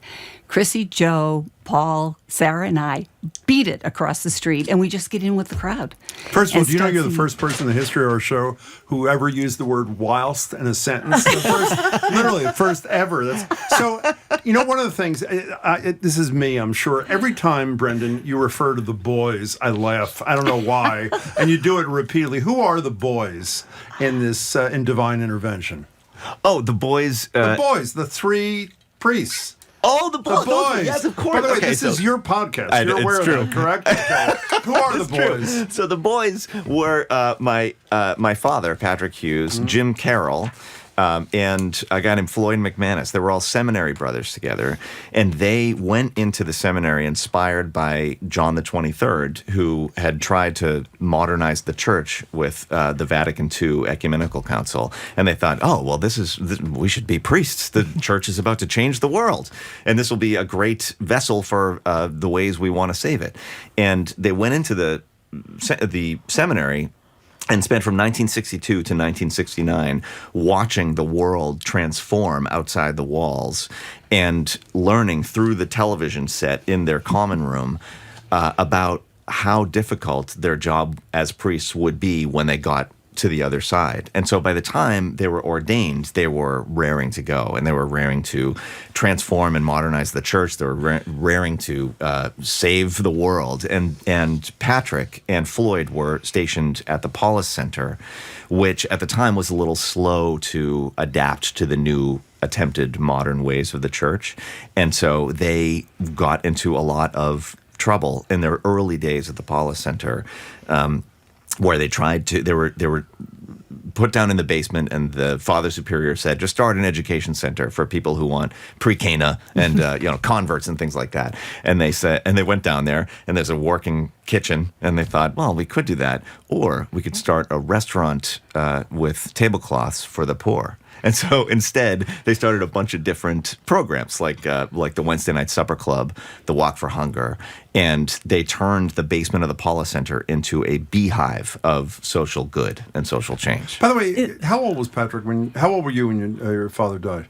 6. So obviously, you learned a ton about him making this that you didn't learn from your mother sitting. Yeah. What was that like? It was wild. I'm older now than he ever lived. He was 41 when he died. And I discovered a bunch of papers in the basement, and there was one in particular, a handwritten document that told me everything about his controversial time at the Paula Center and all the trouble he got in with the order and with the Archdiocese of Boston and all the good trouble that he got into. And digging through those papers and going through meeting notes and agendas, I really got a sense of who he was, the kind of like rapscallion that he was in this organization, you know? Did your mother tell you that she seduced a Roman Catholic priest to leave the priesthood and marry her? Did she explain that to you too? She did. Well, maybe you should tell this story. It seemed like it was very reluctant on both sides, and it was sort of love it, like, oh, we don't need this right now. But it was an undeniable love at first sight. Yes, it was. It really was. There's no other way to explain it. A friend had recommended that I kind of call this guy because he'd be terrific after I came back from Texas. And I'm at this demonstration with Chrissy and JoJo, and I look across the street. It was Kent State and the weekend of Cambodia, the week of Cambodia. And it was horrific what was happening, just horrific what was happening. I look across the street, and I was like, oh, that's where that guy is. I'll just have to go and say hi. So I walk over and asked to see if I could see Father Hughes. And he knew I was coming because our friend in Texas had let him know I was coming. And Patrick walked in, and instead of looking like a priest, he had on his jeans and, button-down shirt and his loafers. And honestly, it was just electric. And of course, you'd like, no, that's not true. So he brought me upstairs with the kids, and he was organizing the Walk for Hunger, and it was just like a campaign office. Like, everybody's on the phone, and it was just so alive in that building. And we walk into the campaign office, the Project Bread office, and Patrick says, I never told you guys I was married with 2 kids, right? As a joke. Meaning there is no time. Yeah. So, Brandon, can you describe, people should listen every minute of this. Can you describe the transition from what they thought they were going to be as priests and nuns to these radical advocates for an end to war? It's amazing. What happened? What caused it? Yeah, it was an interesting trajectory that began with Thomas Merton, the monk in Kentucky. He had a retreat in 1964 he brought A.J. Muste, Bob Kinane, Phil Berrigan, Dan Berrigan. He brought them all to Gethsemane Abbey, and they were talking about a Catholic peace movement. And this was, I think it was even before the Gulf of Tonkin. But nonetheless, Merton was saying, we are very late starting this Catholic peace movement. We are late to the table. And Phil Berrigan then was looking, as the war escalated, Operation Rolling Thunder, Napalm, he was looking for a way to be very effective about the war. And there were demonstrations at the White House, and there were draft card burnings. Senator Jesse Helms was writing laws as fast as new innovations in protesting were developed to make them illegal, and nothing was working. And then there was this kid in Minnesota named Barry Bondis, and he had 12 brothers. No, he had 11 brothers. He was one of 12. He gets the letter in the mail that he's got to show up for his physical. And his father goes down to the local draft board in Big Lake, Minnesota, and pleads with the draft board, please don't send my son. I have 12 sons, and I'm really worried about all of them. And there was a guy on the draft board, World War II vet who'd been injured, who didn't see why everyone shouldn't have his experience, and said, well, you got 12 sons. Where are the rest of them? And saying this and sort of vaguely threatening this guy's dad, made him so enraged that his dad came home, and they all had a meeting, all 14 of the family members, and they decided, and this gets a little gross, they decided, all right, all 12 boys, we're going to defecate in a bucket for 2 days. And then at the end of the week, Barry Bondis, who had gotten the letter, sloshes this bucket down to the local draft board. full of the excrement of all of his brothers, and he slams it on the counter. And he's like, "Here are the rest of my brothers. What do you want me to do with them?" and the woman behind the counter said, I have no idea what you're talking about. And he's like, "Oh, well, I'll just put them right over here." And he goes around the counter behind her, opens a drawer, and just dumps all the poop all over the draft files.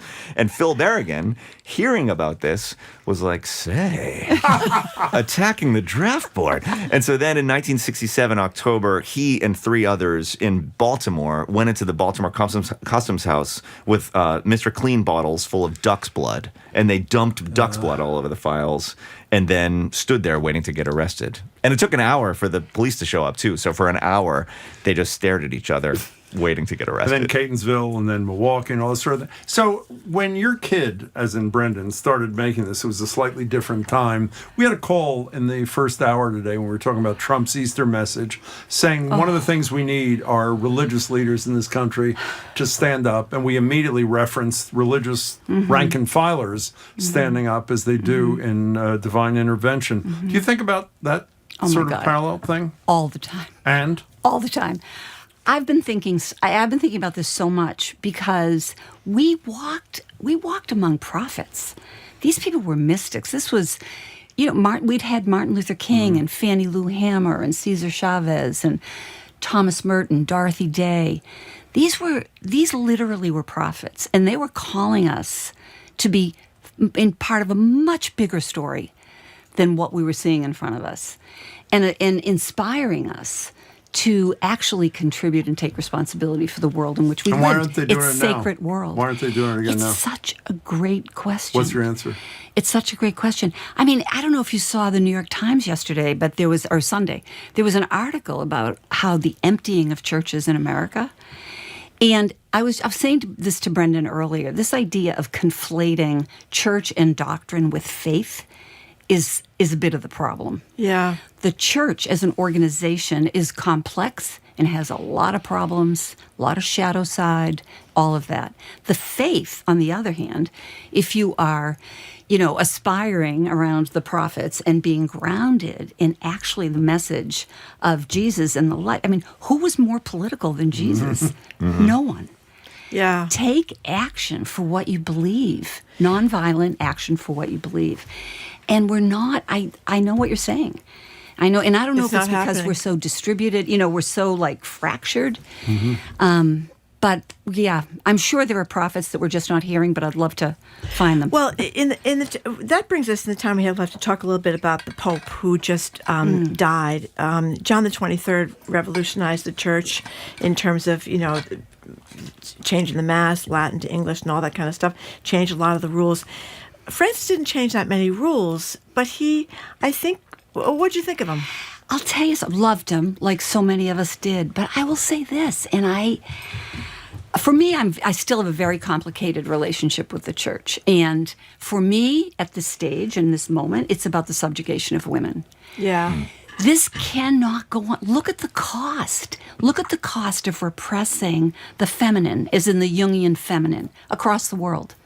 Look at all the strong guys. What do they call them? The strong men? The strong men. Look at what happened in the church. You can't repress the feminine and subjugate women and think that you will be a whole living soul human being. Okay, so we've got to incorporate it. You have one of two choices. You can either comment on Pope Francis, or you can tell the joke you tell from Lenny Bruce about what would have happened. I love it. It's one of the funniest lines I've ever heard in my life. So let's go with Lenny Bruce, can we? Right. What did he say? Yeah, Lenny Bruce said that if Jesus had been executed 20 years ago, little Catholic girls and boys would walk around with electric chairs around their necks.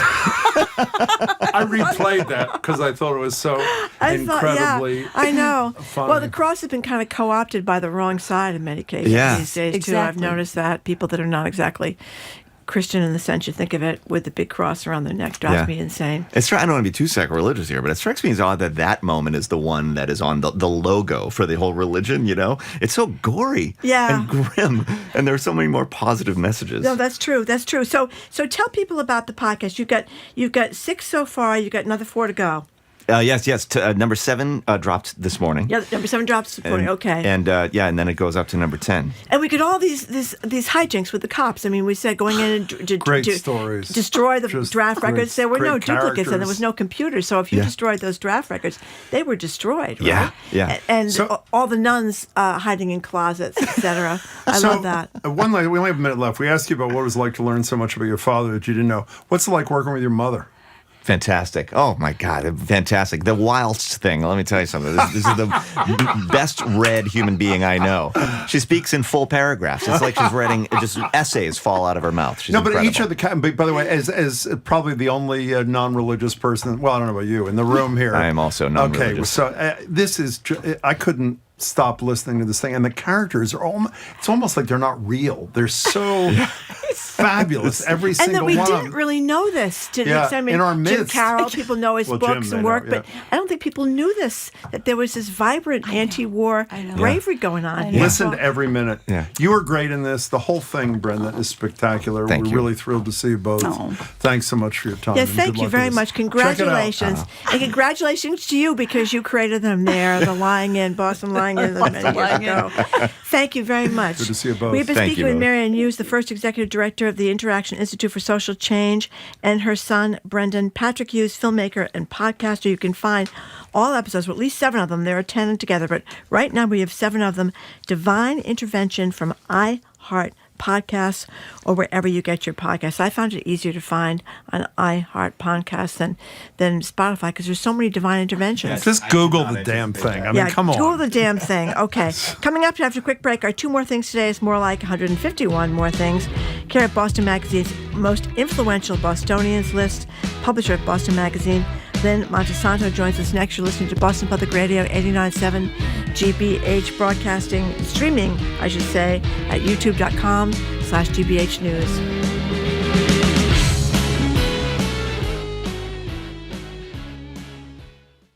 Many political scientists are alarmed by the changes President Trump has made to the U.S. government since he took office. We're no longer living in a liberal democracy. The United States is moving in the direction of autocratization. Into what's called competitive authoritarianism. Checking in on the state of American democracy on the next All Things Considered from NPR News. Today at 4, here on GBH News 89.7. Support for our programs comes from you. And the Boston Speakers Series, announcing its upcoming season at Symphony Hall for 7 evenings, including Dr. Anthony Fauci, Ken Burns, outlier author Malcolm Gladwell, and geopolitical economist Pippa Malmgren. BostonSpeakers.org. And MIT Sloan Executive Education, helping professionals empower their careers and explore over 90 courses blending cutting-edge research with real-world application. More at executive.mit.edu.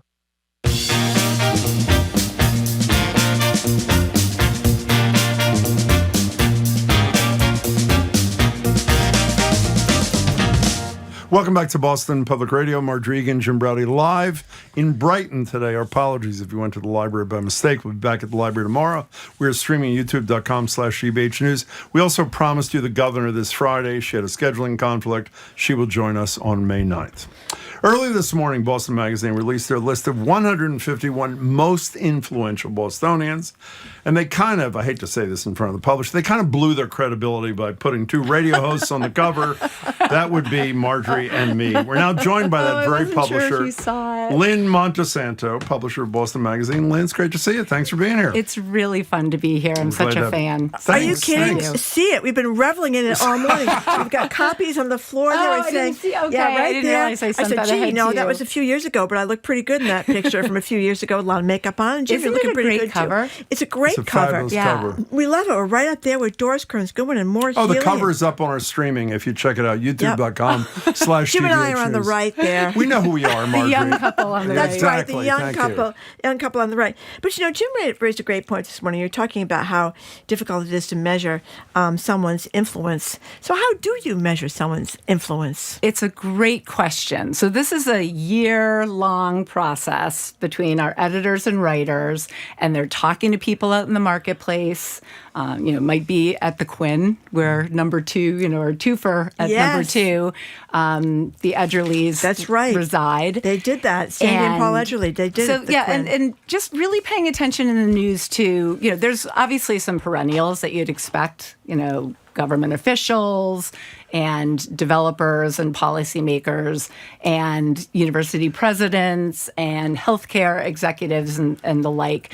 But we do really try to dig deep for people who are making waves right now. So we sent you lunch every day for a year, obviously. And that is why you're on the list. So do finally. people lobby? I'm serious, though. Do people lobby you and your colleagues? You better believe it. Do they? I love that. You better believe it. Yes. And what percentage of the lobbyists do you think make it to the final cut? I really couldn't answer that, and not because I'm hiding anything. I have no idea what percent, but it's ever increasing every year. Okay, so let's start at the end and we'll work our way back to number one. This year, you didn't have 150 most influential, despite the title and the cover page. You had 151. Who made 150 first? We did have a little extra surprise, Who's that? half. It is Mira Wu. Yes. The mayor's daughter. Who is everywhere, as you say. Who is everywhere. She's had a better, more important, impactful life than I have. I mean, she's been everywhere. She's been everywhere. And I'm parties and it just shows, I've said this a million times, but why not say it one more time, Marjorie? I used to work at Boston Magazine, and I believe that I was the first woman who had a baby and returned to Boston Magazine. I remember when I was very, very pregnant, Herb Lipson, who used to own all the newspapers, came down, thanked me and said, "You're very happy." He was in Boston because he was usually in Philadelphia. And I said, "Well, no, I'm coming back. I'm coming back." And he was like stunned. And so that was then. And this is now where you bring your baby to the halls of Congress and nurse right in the congressional floor. Progress. Or on the Boston Public Radio, too. Yeah. So Lynne Montesanto, speaking of Wu, neither Wu nor Healy were number one. Healy is 6. Wu is 7. Who's number 1 and why? Number 1 is Wyc Grousbeck and the Boston Celtics. I really probably don't have to tell anyone why. They brought a championship back to Boston last year, and we're hoping they're going to repeat this year.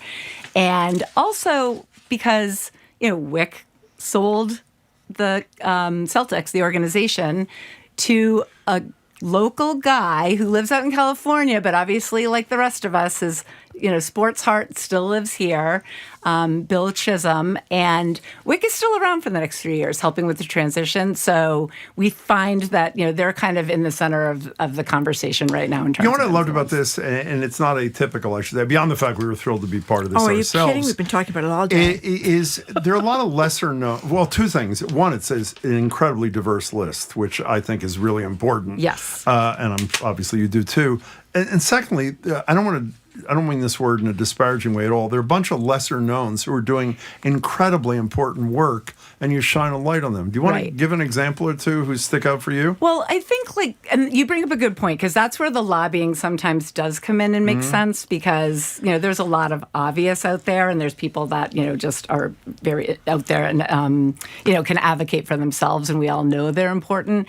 But there's somebody it sticks out for me, like a Barb Riley, who is the head of the ad club. Yes. And, she's been working so hard in this community for so long in that space. And it's incredibly important industry in the Boston market. And for her to get recognized is pretty special. I totally agree. I think that there's, in the real estate side, there's a number of people that, are really doing good work, like Maggie Selig Gold and Ricardo Rodriguez and Michael Carlucci.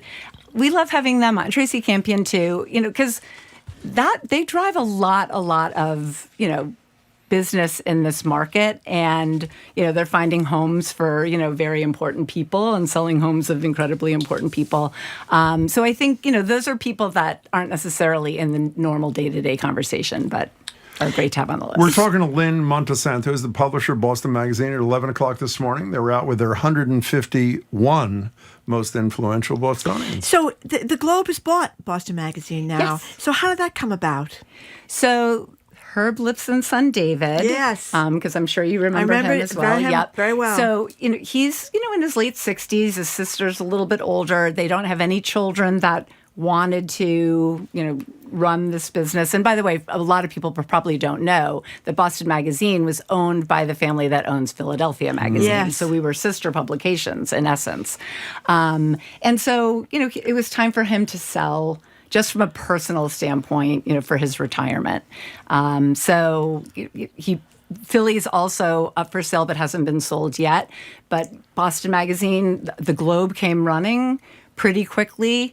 And we couldn't be more thrilled to have them be the entity that purchased us. What's the consequence? What's the daily? Was it January? When did this happen? So it happened in January. What's the daily impact of having Globe Media own you?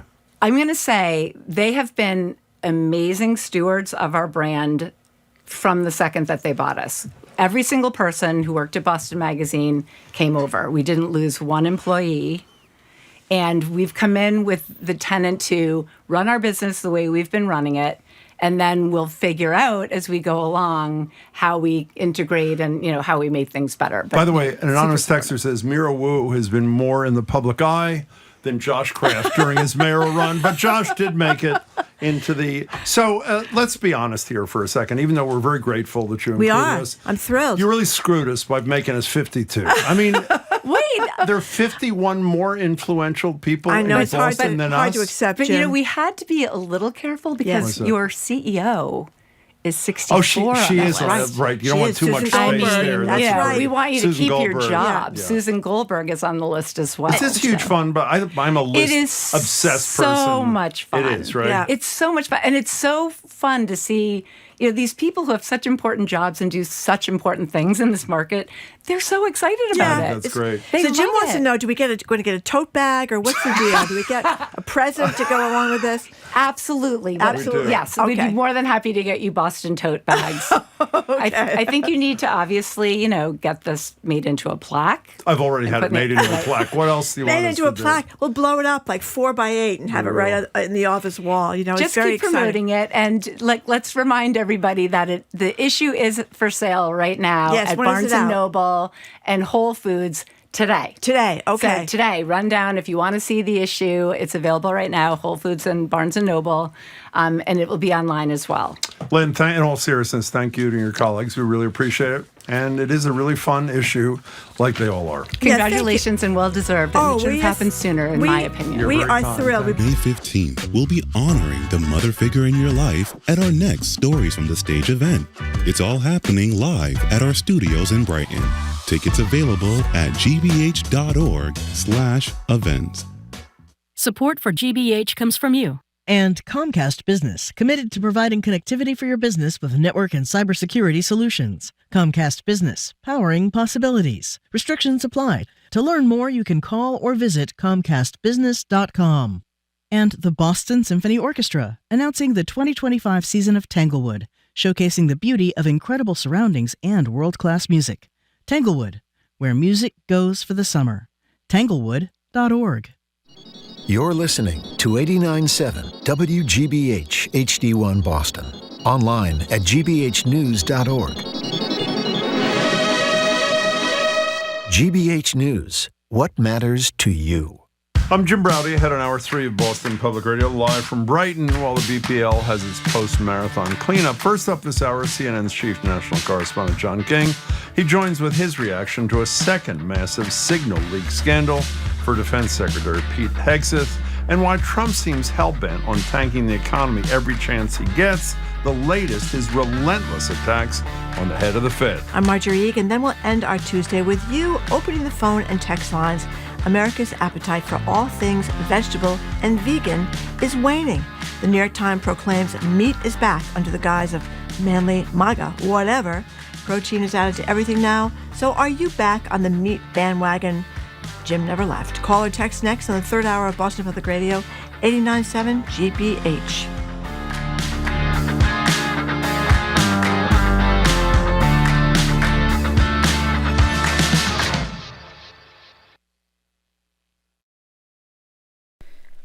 Live from NPR News, I'm Lakshmi Singh.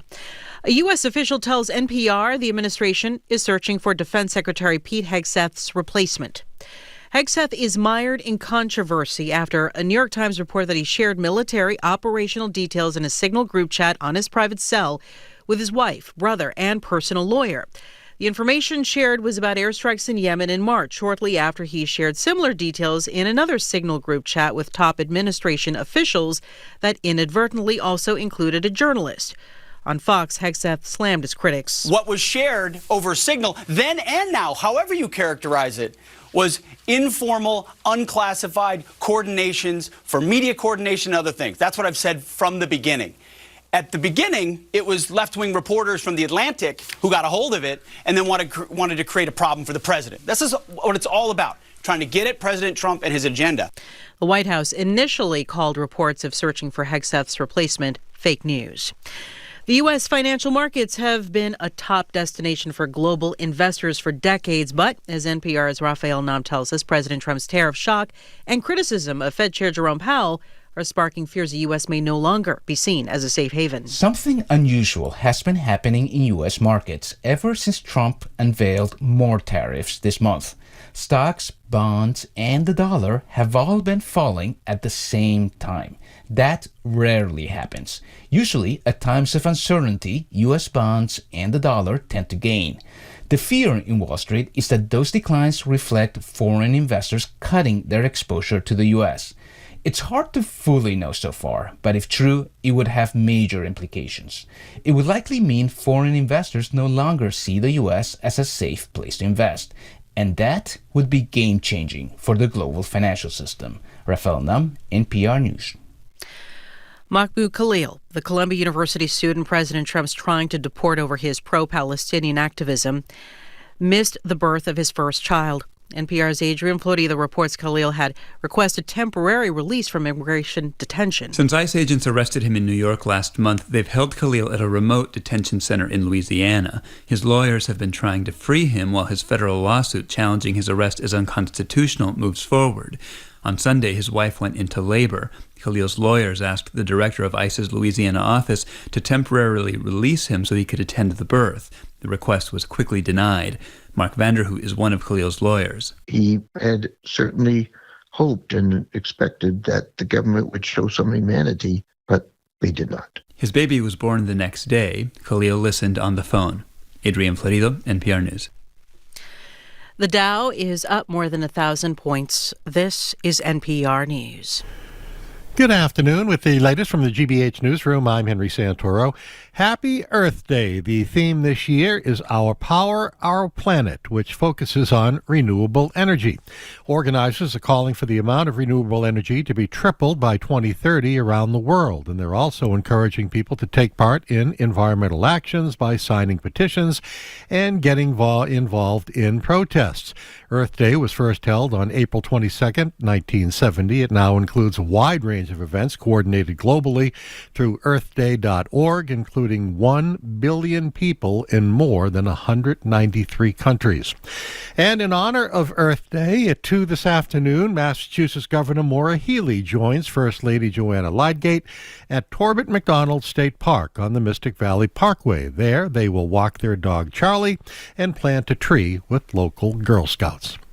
The New England Botanic Garden at Tower Hill in Boylston has been notified that its $250,000 Museums for America grant has been canceled by you-know-who. The grant, which has been awarded for over 20 years by the Institute of Museum and Library Services, was last issued in 2024 and was intended as a 3-year grant. Now, that money was going to allow a hiring of a full-time staff person responsible for the inventory of scientifically significant plant collections and making important information available online to a global audience. Botanic Garden CEO Grace Helton calls the loss devastating. 67 degrees in Boston right now. This is GBH News. Support for NPR comes from NPR stations.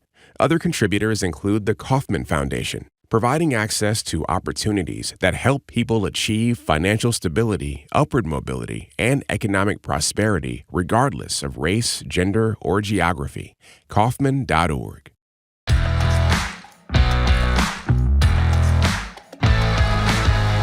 Welcome to hour number 3 of Boston Public Radio. Jim Browdy and Marjorie Egan. We are back at the Boston Public Library tomorrow. We are in Brighton today, but we are streaming as usual at youtube.com/GBH News. Hello again, Jim.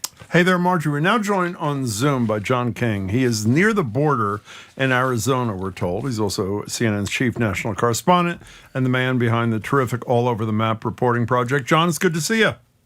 Happy Tuesday. Nogales, Arizona, a little different than Brighton, Massachusetts, but I miss Brighton. Spent a lot of time there back in the day. And I'm here to just, working on a piece for Trump's 100 days in office. Oh. So if you remember during the campaign, I came here a couple times. Yes. To Arizona. And so we wanted to come back and retrace our steps and get a sense of the 100 days and the impact here.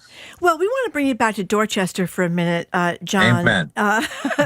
Amen. And I know CNN has been doing a lot of coverage on the Pope. I assume we'll be covering the funeral on Saturday. But you grew up in Dorchester, very Catholic place, a lot of parishes.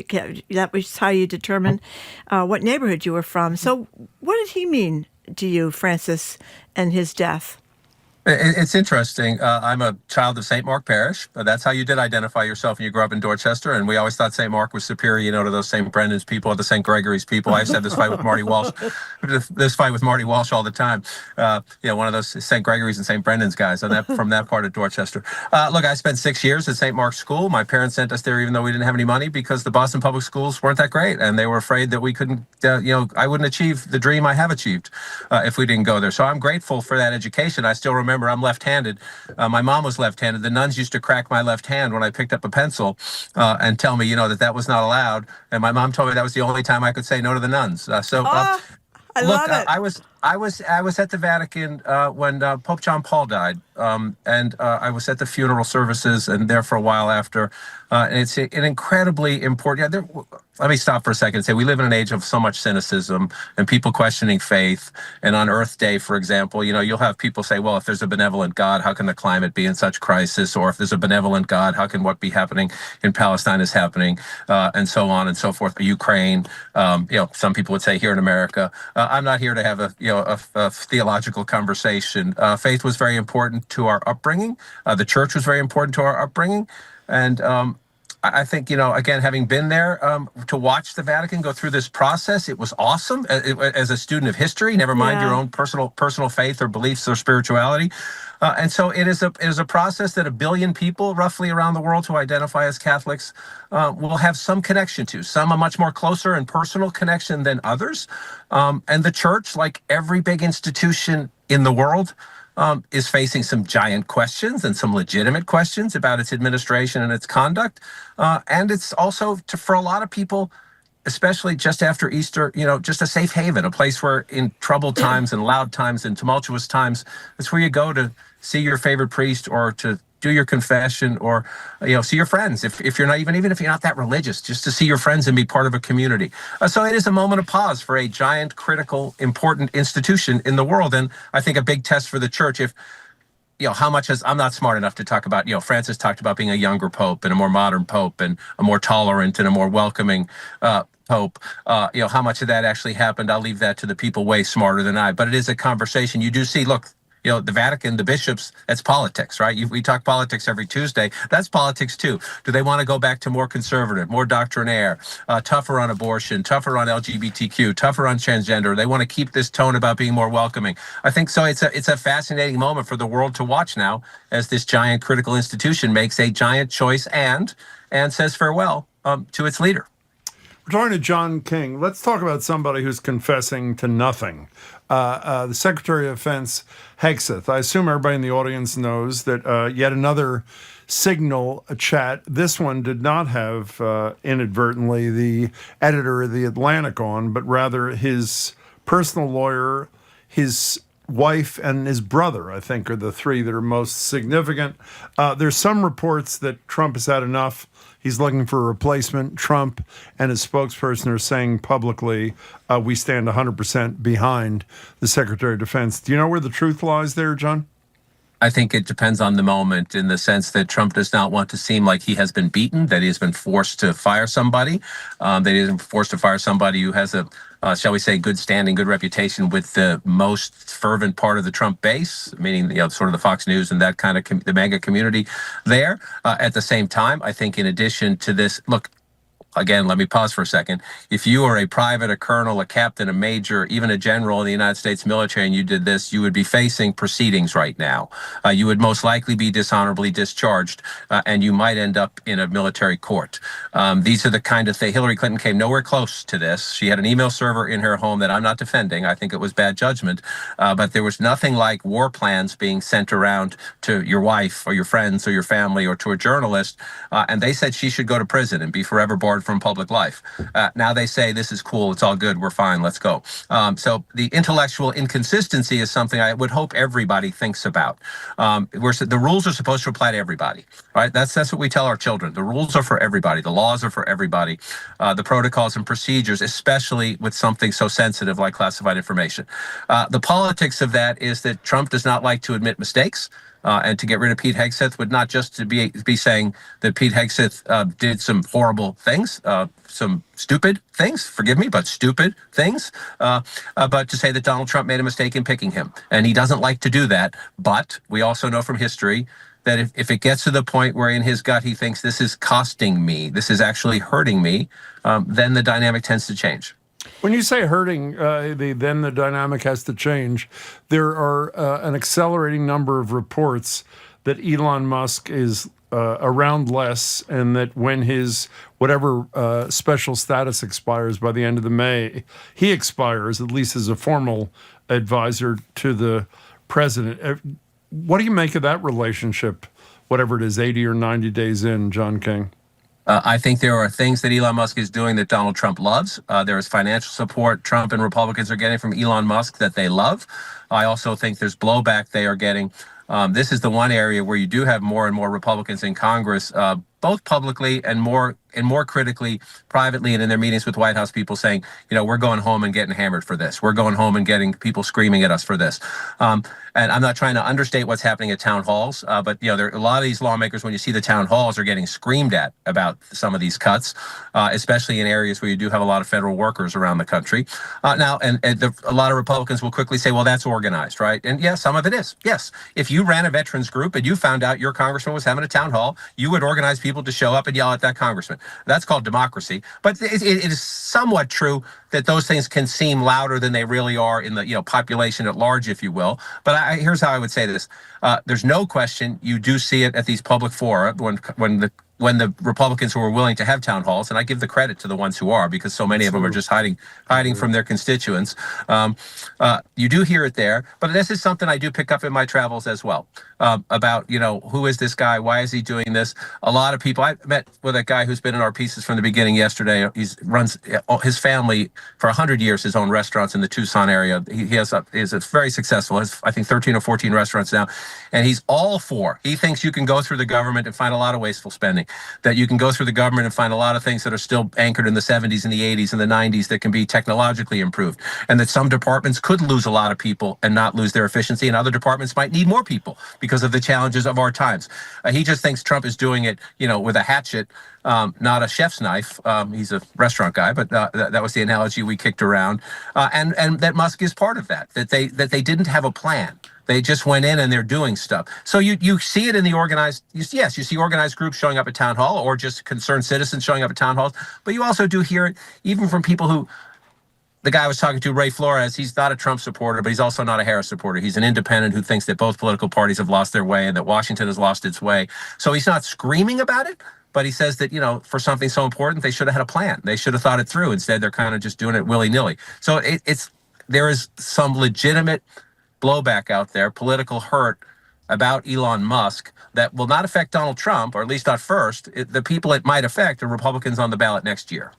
Talking to John King from CNN. He's in Arizona. Well, speaking of Republicans getting some blowback, we read this morning that the Dow is poised to produce the or produce, I don't know if that's the right word, but had the worst month it's had since the Depression in 1932, which is even not though a good today's thing. great.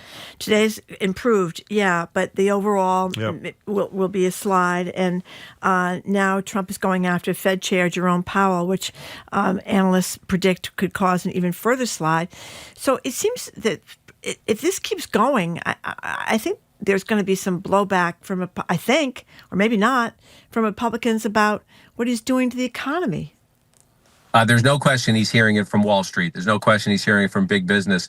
People saying that the unpredictability, the uncertainty, the sort of yo-yo, tariffs are on, tariffs are off, tariffs are on, tariffs are off, it just makes it impossible to plan. I heard the reporting just when you had the newscast on before I came on about, the bond. It's very rare that you see tariff turmoil, stock market turmoil, yet the dollar's going down, yet the bond markets are in trouble. Again, I'm not smart enough, but the economists say that these things happening at the same time is very rare. And so they're looking for, what is it? Is it a lot of foreign money, people pulling money? Well, I do know you hear a lot of big voices on Wall Street saying, Mr. President, you're running a huge risk because you're making the United States an unsafe place for global investors, for big companies around the world to invest their money, where it used to be, you talk to a lot of international business leaders, and they want it to be under the umbrella of the dollar. They want it to be the umbrella of the United States system because that was the safe place to do business. So here's the other end of it. So you have that big market turmoil, big financial turmoil, the people who control billions and billions of dollars telling Donald Trump what you're doing is wrong and it's hurtful. I'm here for the other reason. The border is less than a quarter mile behind me. And if your test for Donald Trump is, are illegal border crossings down, then he has passed that test. There's no question that it started to decline late in the Biden term, and there were fewer people coming across illegally here in Nogales and across Arizona. However, the small businesses here say they are struggling. So we just talked about the big stuff, Wall Street and the markets. People, there's a dressmaker right at the border. There's a turnstile where you can come legally across the border. People do it all the time to see cousins, to see friends, to go. The people here all say the best Mexican restaurant's just on the other side of the wall, right? So you go through the turnstile, you have tacos, and you come back on your lunch break. Fewer people are doing that now because they keep hearing that if you look Mexican, you're going to get harassed or you're going to get interviewed. Now, the people in Nogales say that's not happening. That's actually not happening, but that's what people are hearing in social media. And so the wedding, there's a wedding dress guy who says he would sell big dresses for weddings or at Easter time. People would come across for a nice, colorful pastel dress for Easter. He says that traffic is gone.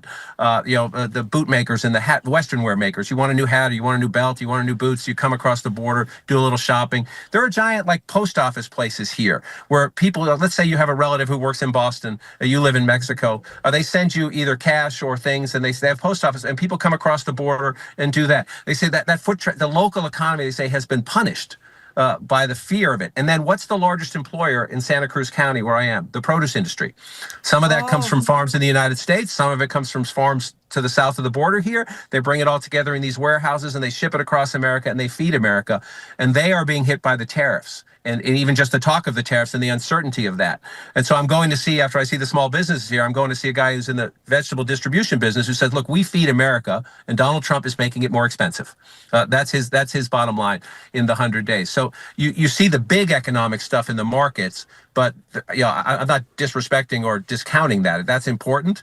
In my job, I like to get out into the real America and see it at the sort of the threshold, the small business level, and you hear it there as well. So again, if we were talking earlier about the Hexit stuff or the Elon Musk stuff, there's some bubbling in the water that if you're a smart politician, you would pay attention to it because it's not all positive. And Trump keeps saying the disruption is necessary. We'll be better on the other side.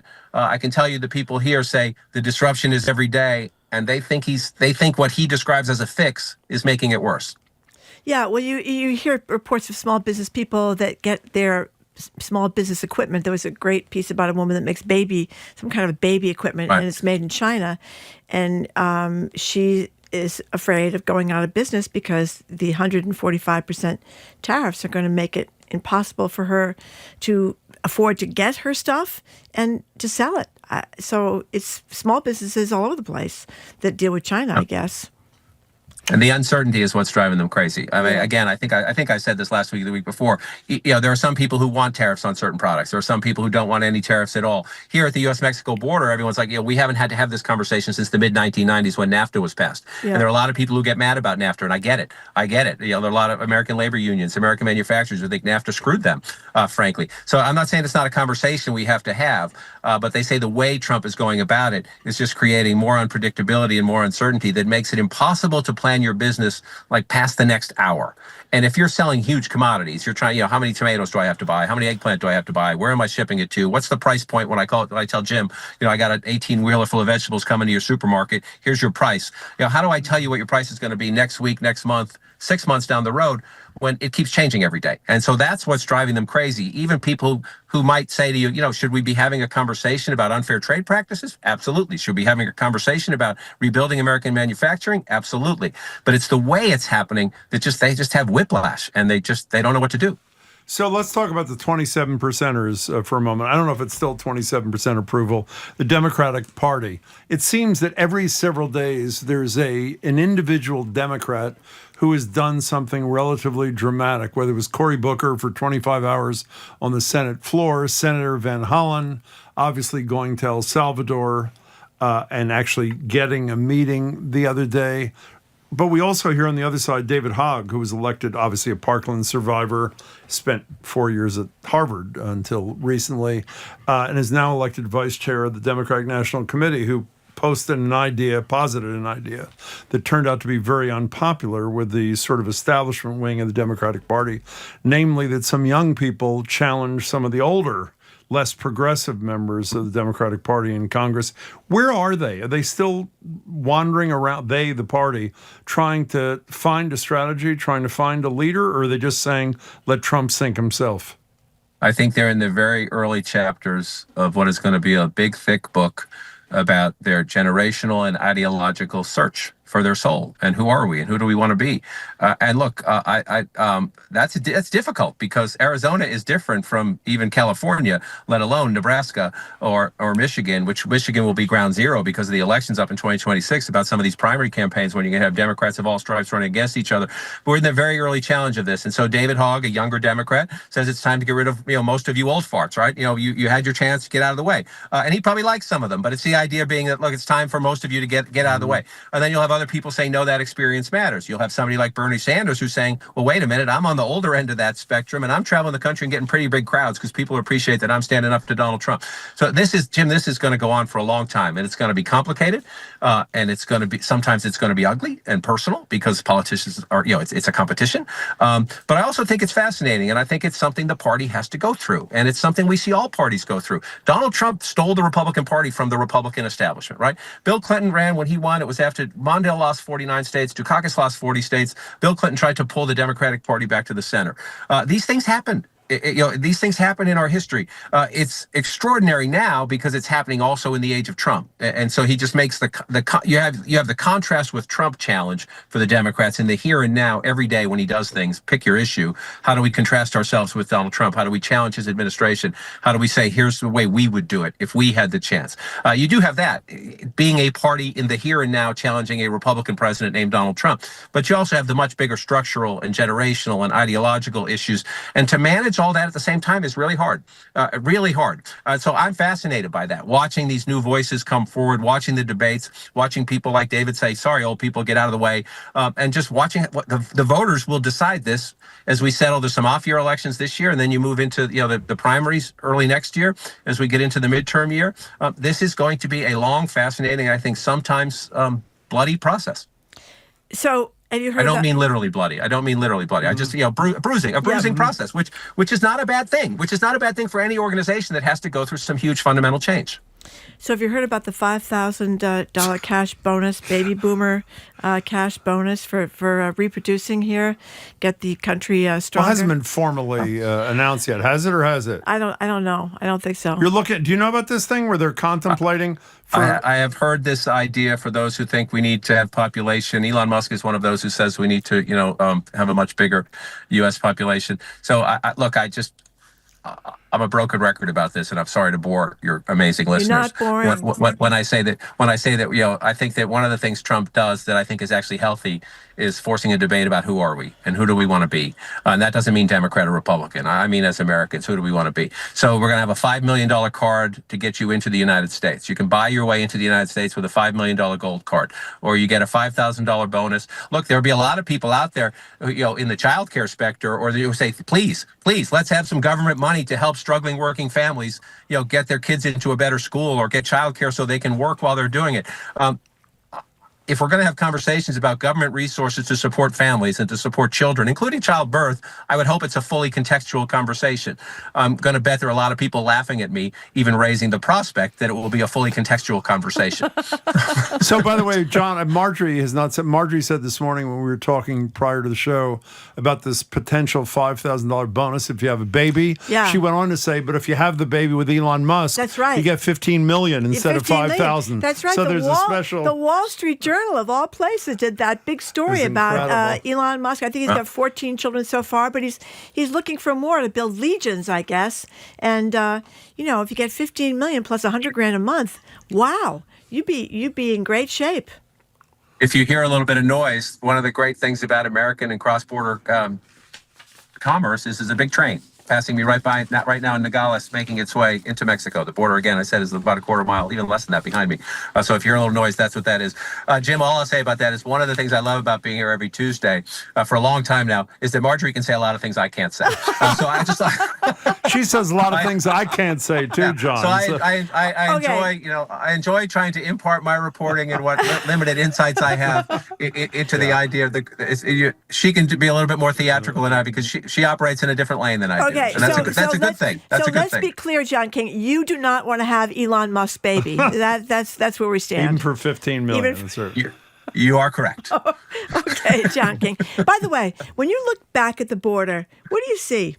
When you get close, you're a quarter mile away, but when you approach the border, what does it look like? So what you see here is they've built. It used to just be a boarding cross. It's literally a turnstile, like you go like the old Shawmut Station when I used to hop on the Red Line in Dorchester to go downtown to work. It's an old style turnstile like that. You walk through the turnstile. You go. There's a sign one way to Mexico, the other way from Mexico. And while you're going through the process, the tunnel, if you will, you show your papers and you go right, and you're back and forth. And like I said, people do this. Some people do it a couple times a day, right? And they've built the wall since the first Trump term, and then in the Trump term, late in the first term, they put concertina wire on it, which makes it kind of menacing. Yeah. But mostly what you have here are people who know a lot of people who live, a couple hundred yards away, who happen to be in a different country. And the better grocery store is here. The better barbershop is there. The better pizza is here. The better tacos are there. And they go back and forth. And the tension around this issue is, are you American? Are you Mexican? It offends them. Because they're neighbors. And there are Democrats and Republicans who will say the same thing to you. The tone gets them. Do they want a secure border? Yes, most of them do. Are they willing to pay more for ICE and Customs Patrol? Yes, they're happy. They think that's important. But they don't think the people who live literally, a quarter mile away or less are somehow lesser or mean or a threat or dangerous because they live in Mexico, not, Nogales, Mexico, not Nogales, Arizona. They think they're their friends and their neighbors. In a lot of cases, they're their cousins and their brothers and sisters. I mean, the family ties here along the border. We're about to go into America's 250th birthday. America's still a baby. America's still a baby. Before there was the United States of America, guess what? There were people living right here where I am, and there was no wall. And I guess this was one place, and this was all one place actually. This was part of Mexico. If you want to go way back, this was part of Mexico. And so they think that all politicians, they think that most of the politicians just live in the politics of the moment, and which knee-jerk thing can I say to raise money and get and gin people up, and they don't understand the history and the culture. So that even if you're doing better border security, even if you're pouring more resources, and even if you need a wall, you think you need a wall, or the public thinks you need a wall, to do it with a little bit of nuance and context and kindness. The kindness part they think is missing. I love that. That is a beautiful way to end. We can't wait to see your reporting, John. Thanks so much. Have a safe trip. Appreciate it. Thank you. We have been speaking with John King, Chief National Correspondent at CNN, the man behind the all over the map reporting, Project. Coming up after a quick break, we're going to open the lines to talk about MAGA meat. It is not cool to be Not just vegetarian. MAGA meat. Well, meat. MAGA meat, Jim. Okay. We can go at little sidebars if you want. But it's apparently not cool to be a vegetarian or vegan anymore. See you later, Tom Brady. Our conversation about owning the libs continues with a realization that meat is having a moment under Trump 2.0. You're listening to Boston Public Radio, 89.7 GBH, streaming at youtube.com/GBH News.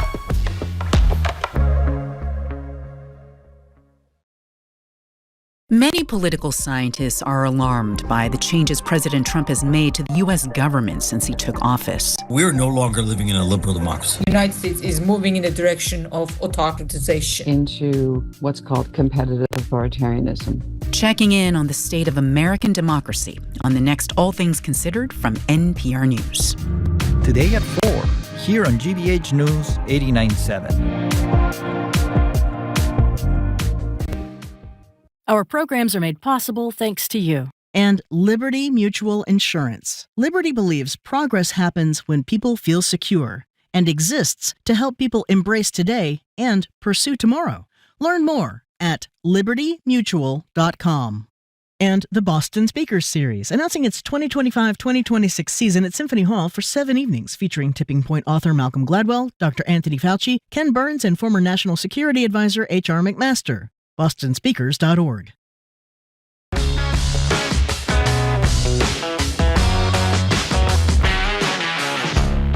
Welcome back to Boston Public Radio. Marge Regan and Jim Browdy live from Brighton. We're back at the library tomorrow. We're always streaming at youtube.com/GBH News. Our topic for the remainder of the show, meat is our topic. Health, I can't even call him health czar. The Secretary of Health and Human Services, RFK Jr., is waging war on seed oils. We've discussed this with you. You may recall that fast food chain Steak and Shake proudly proclaiming they have RFK'd their fries. And what that means is they're cooked in beef tallow after a publicity stunt with RFK Jr. and Sean Hannity of Fox News earlier this year. Ignoring the cognitive dissonance that RFK Jr. is pushing fried foods as part of his Make America Healthy Again agenda, it appears Americans have largely given up trying to consume less meat after decades of being told it's bad for the environment, bad for animal welfare, and our own health. Listen to this. From 2014 to 2024, annual per capita meat consumption rose, this is incredible, by 28 pounds. Every year we're eating 100 more chicken breasts, for example, per person than we did just 10 years ago. There's another relevant statistic here. Those who are trying to eat less meat, which would include me, that percentage of people fell by 22% over the past year. The New York Times proclaims meat is back. The Wall Street Journal says protein is being added to everything. So our question is, why is meat having a moment? Is it having a moment with you? If you've tried to eat less like I have, why have you failed? And if you've succeeded, we'd love to hear what your trick is. 877-301-8970. Now, you've never been a huge meat eater. Is that correct? No. And why I like do you... carbohydrates. Yeah, I know you do. But like you, bread, like but you pasta. never. Wait, was that like an environmental or a humanitarian thing? I never liked the fat or the gristle. I used to call it like in steak. I mean, There's a difference. I like a hamburger, for every once in a while, or chicken nice. every once in a while. But if I was going to think of one of my favorite foods, it would be pasta, bread, butter, olive oil. Yeah, but I shouldn't eat olive oil anymore, according to RFK Jr. Why? He's a big. Well, it's not a seed oil. We're supposed to be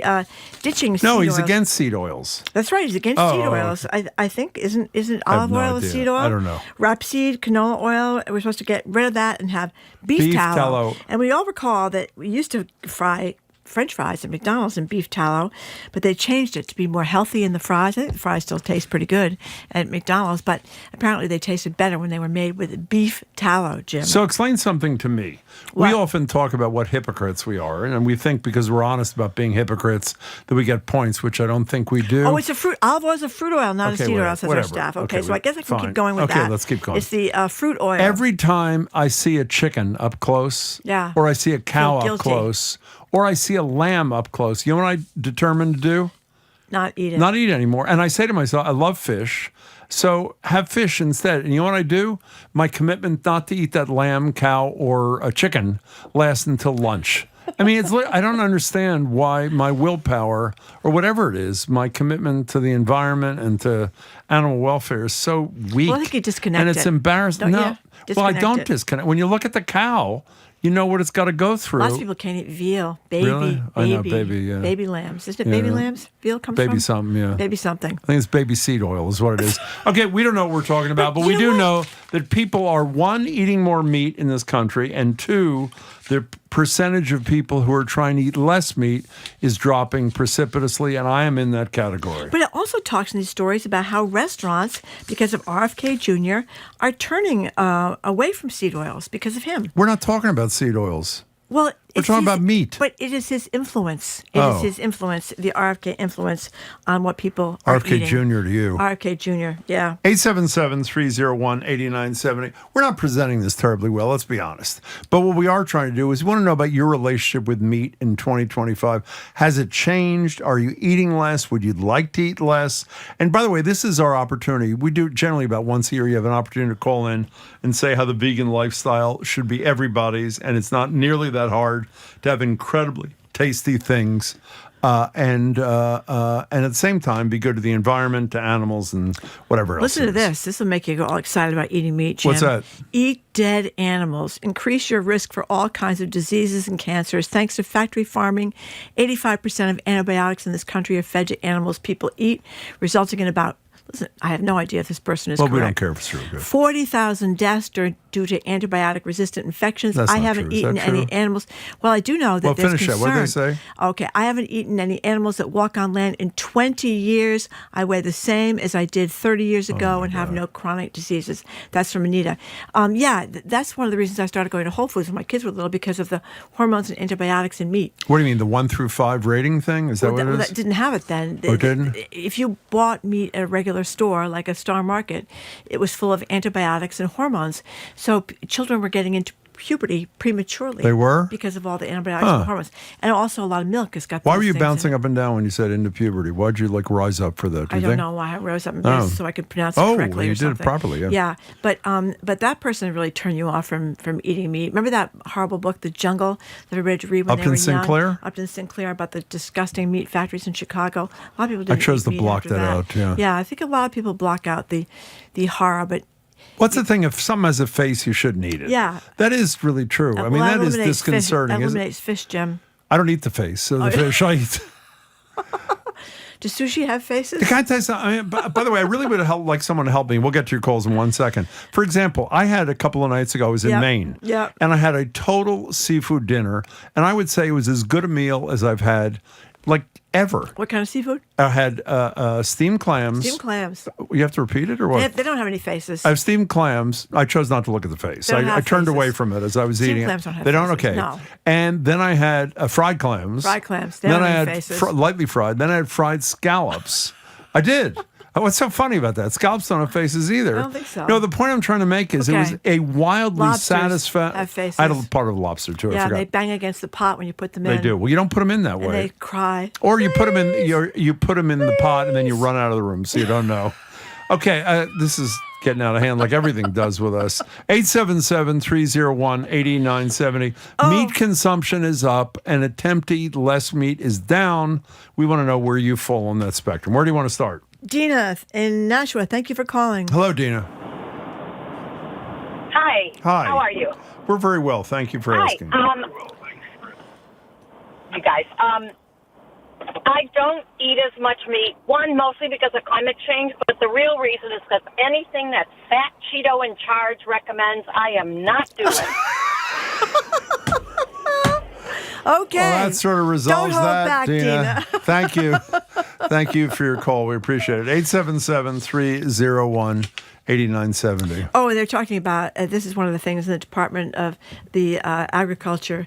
They're firing a lot of people who check for diseases in meat, too. Well, you don't have to worry about them. Yeah. What did Trump say during the reason the incidence of COVID has increased is because we're testing so much. So the implication was if we texted less, we wouldn't have to worry about it. Right. Same thing there. If they don't check for those antibiotics or whatever they are in meat, we don't have to worry about them either. Factory farming is not a good idea. Remember the factory farmers during COVID? They wanted to get the exceptions the companies There did. were some of the first people to die of COVID were the workers who were so close to stuffed each other into those places. in the factories with and who knows about those little chickens, Jim. Yeah. Okay, scallops do not have faces or clans, but our texter says they have eyes. They do not. I don't know. They have eyes? I'm not familiar enough with the That's clams upsetting. But I mean, or the even scallops. if they do, I assume most people would agree, unless you're a vegan who thinks all this is inappropriate, eating fish is far more humane. Don't you think? Say yes. Than it is eating What's meat, humane right? about it? Don't you remember fishing when you catch a fish and the poor little fish is flipping around on the You ever pier? seen a scallop flipping around? No, but I've seen. Okay, plenty ever of seen a fish. clam flipping around? No, but I've Okay. seen fish. Well, You've seen fish flipping around? I've seen fish flipping around. You Yes. can't see a clam flipping around because it's Yeah. gelatinous. Can I tell you something? One of my favorite foods? Fried fish. I don't know about you, but if I can have a nice piece of fried fish every once in a while, lightly fried. I have a speech impediment, You Jim. do. That's you shouldn't why. be making fun John but you're one of the most influential radio. That's Something's right. in Boston. That's I read right. that somewhere. Speech impediment and Boston all. Magazine. John and Stoughton. Can't talk, still has a job on the radio. It's incredible, isn't it? John and Stoughton, you're next on Boston Public Radio. Hi.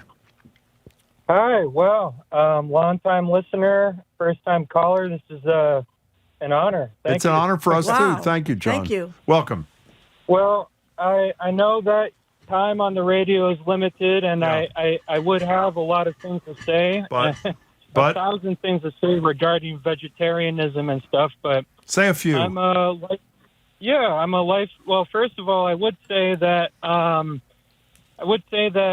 I can sympathize with what Marjorie is saying about fish. I don't see them as lesser, but it is common for a lot of people to kind of have this hierarchy of animals that they think shouldn't be eaten or animals that they think are okay to be Yeah, eaten. I have that. You think it's Jim has a irresponsible. hierarchy. It you is think I'm irresponsible. irresponsible, John? You can be honest. It's outrageous, actually. No, because, I've thought about it for years. Okay. For me, if you want to know, I'm a lifelong vegetarian. Good for I you. just don't like the taste of meat. Oh. I just, so it's easy for me. It's not like other people I know who go vegan or vegetarian, they struggle because they miss it. But it's not a huge issue for me. But it's kind of gone back and forth between, is it moral? Is it immoral? Is it just the taste? Is it environmental? Is it health? And where do concern? you end up, John? Well, I don't know. It's tough. The thing is that, like we were talking about with the hierarchies, to be alive, you have to eat something that's alive. You have to eat a plant if you're not going to eat a living animal. Yeah, but most plants then don't feel the pain, do they? Or do they? They do. They say, please. No, they don't. Please. I mean, see that. Well, we don't know. Aristotle said that dogs don't feel pain thousands of years ago, God. and He was people wrong. said that babies don't feel pain. Oh, Okay, God. okay, I let's would leave it agree. there. He's Okay. wrong, Hey, so- John, that was an excellent first call. You said it beautifully, and we hope you call us again. Thank you. Now, I don't know if this is true. listen to- Aiden said this, our coworker. Not only do scallops have eyes, some have over 200 eyes, according to The Atlantic. They, quote, line the fleshy mantle on the inner edges of their shells. Did you know that? Do? No, I did not. 200 eyes? I did not know that. That's a lot of eyes. So what does that do for you about scallops? You don't like scallops I don't like anyway. scallops I love anyway. scallops. Well, they're okay. I mean, Yeah. if I have to, I have Okay, to. fine. That's James in good. the car says, I choose not to eat anything with parents. Oh. And then on Easter, another texture says, thanks for all the fish, Jesus. Oh, that's a good one. Yeah. You know what I learned? I told you He ate this a lot of fish. years ago. A friend of mine who used to work at the Globe told me when I was eating a lobster once that they were monogamous. And Yeah, I've heard that too. That was like, but that's not true. I Googled it. They didn't have They're Google not when she told me. monogamous? Monogamous? I went to the nonmonogamy.com and they, I'm not even sure if they, I think I found that they weren't. Can one of you check and I'll find out if this is a problem? I know swans are monogamous. I haven't eaten a swan that often recently, so it's not that much. What does that have to do You with know it? what you feel about deer? Because deer are so pretty. But then they Venison, say... I like venison if you- too. But the thing about deer, though, is they say that because we have so many deer now that a lot of them starve.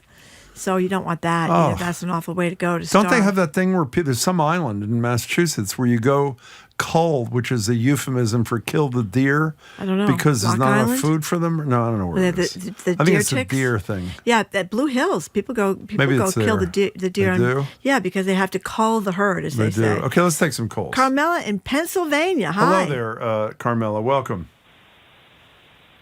Hi, Jim will appreciate this. I'm an ex-Philadelphia resident living in upstate New York. Pennsylvania, and we moved here 30 years ago. I married an Irishman who wanted to farm. So I learned a lot about farming.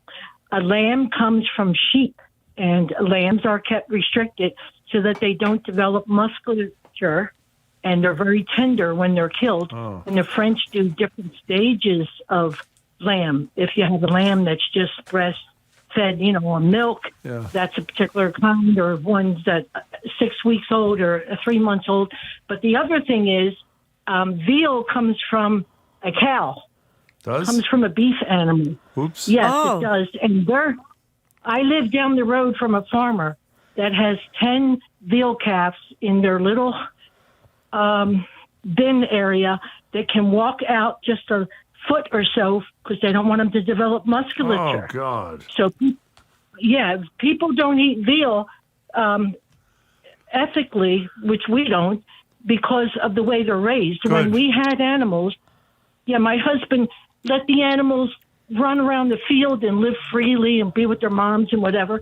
Now, they went to slaughter, because, and we eat lamb. We had lamb for Easter. You did. So, I wanted you guys to know the difference between lamb and veal. Thank you. That was an excellent call, I think. I really appreciate it. Now, one of our coworkers put up the issue around monogamy, and it disappeared from the comments. I think they said Can we have that back, monogamous. please? No, but I think they also went on to say they date for a long time, but it's not a lifelong kind of thing. So they'll find another lobster to hang out with. My friend's MAGA husband has been on the carnivore diet. His arteries were found to be so clogged they can't get a stent through them.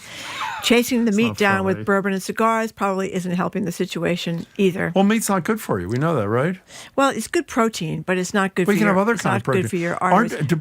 Beans. Yeah, by the way, beans. Jamel Bowie has bean recipes in his thing all the time. He does? Yeah. Okay. Do you have any idea what I'm talking about? Yeah, Jamel, he writes for the New York Times. I just said that. Yeah, you told me about the beans I recipes. Did? You making them? No, I mean, I don't cook that You're much, on the Jim, beans as you either. know. I do. No, give Marjorie like a stick of butter, and you're pretty much good, right? Good peanut butter and banana sandwich, and I'm a White happy bread girl. doesn't get much better than that. Okay, let's go to Eric in Providence. Thank you for calling. calling. Hello, Eric in Providence.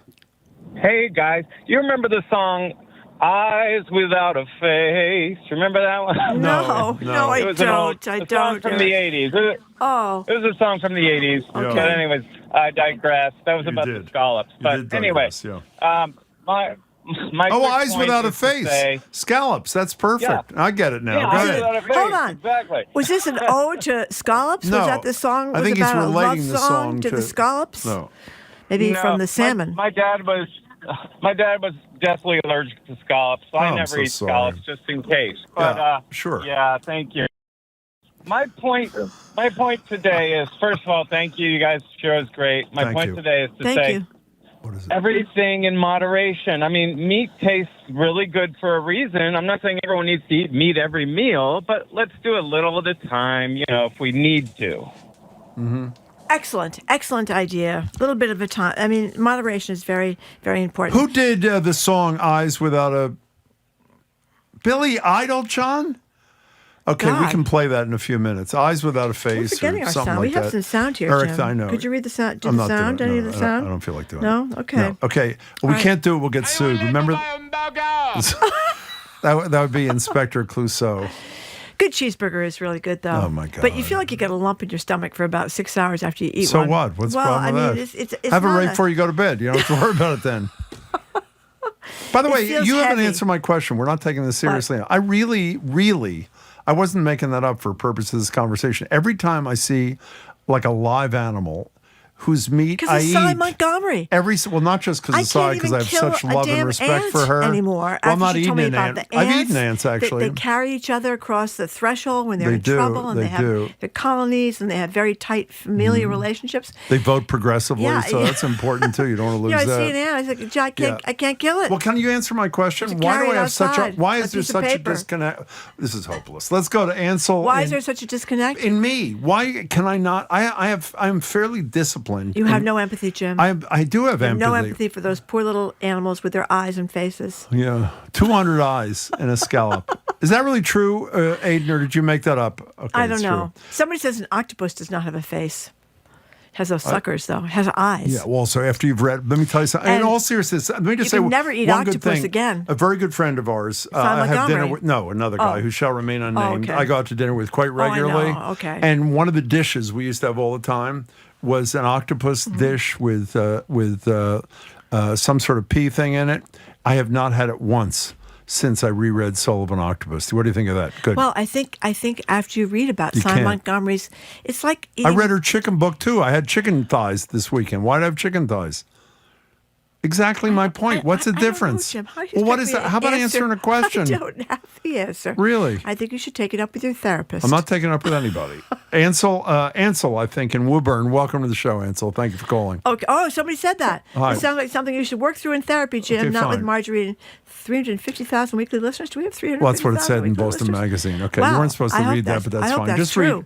Just read the Boston Magazine 150 most influential. Okay, They we're very mistakenly influential. included us. I think we could be an anti-killing ant crusade. Ansel and change in the world. Woburn. Hello, Ansel. Hi. Hey, you've had me salivating to weigh in after the lead-in. But, Jim, no, first I just wanted to express my respect to you for recognizing your struggle or hypocrisy, as it were. Thank you, but that's not good enough. That's not good enough. Eating. You're good. I should just do it. I agree. I don't know how to help you. Maybe spend more time with Cy Montgomery and she can coach you along. I'd love to spend more time with Cy. We'd love her. But go ahead, Ansel. What's up?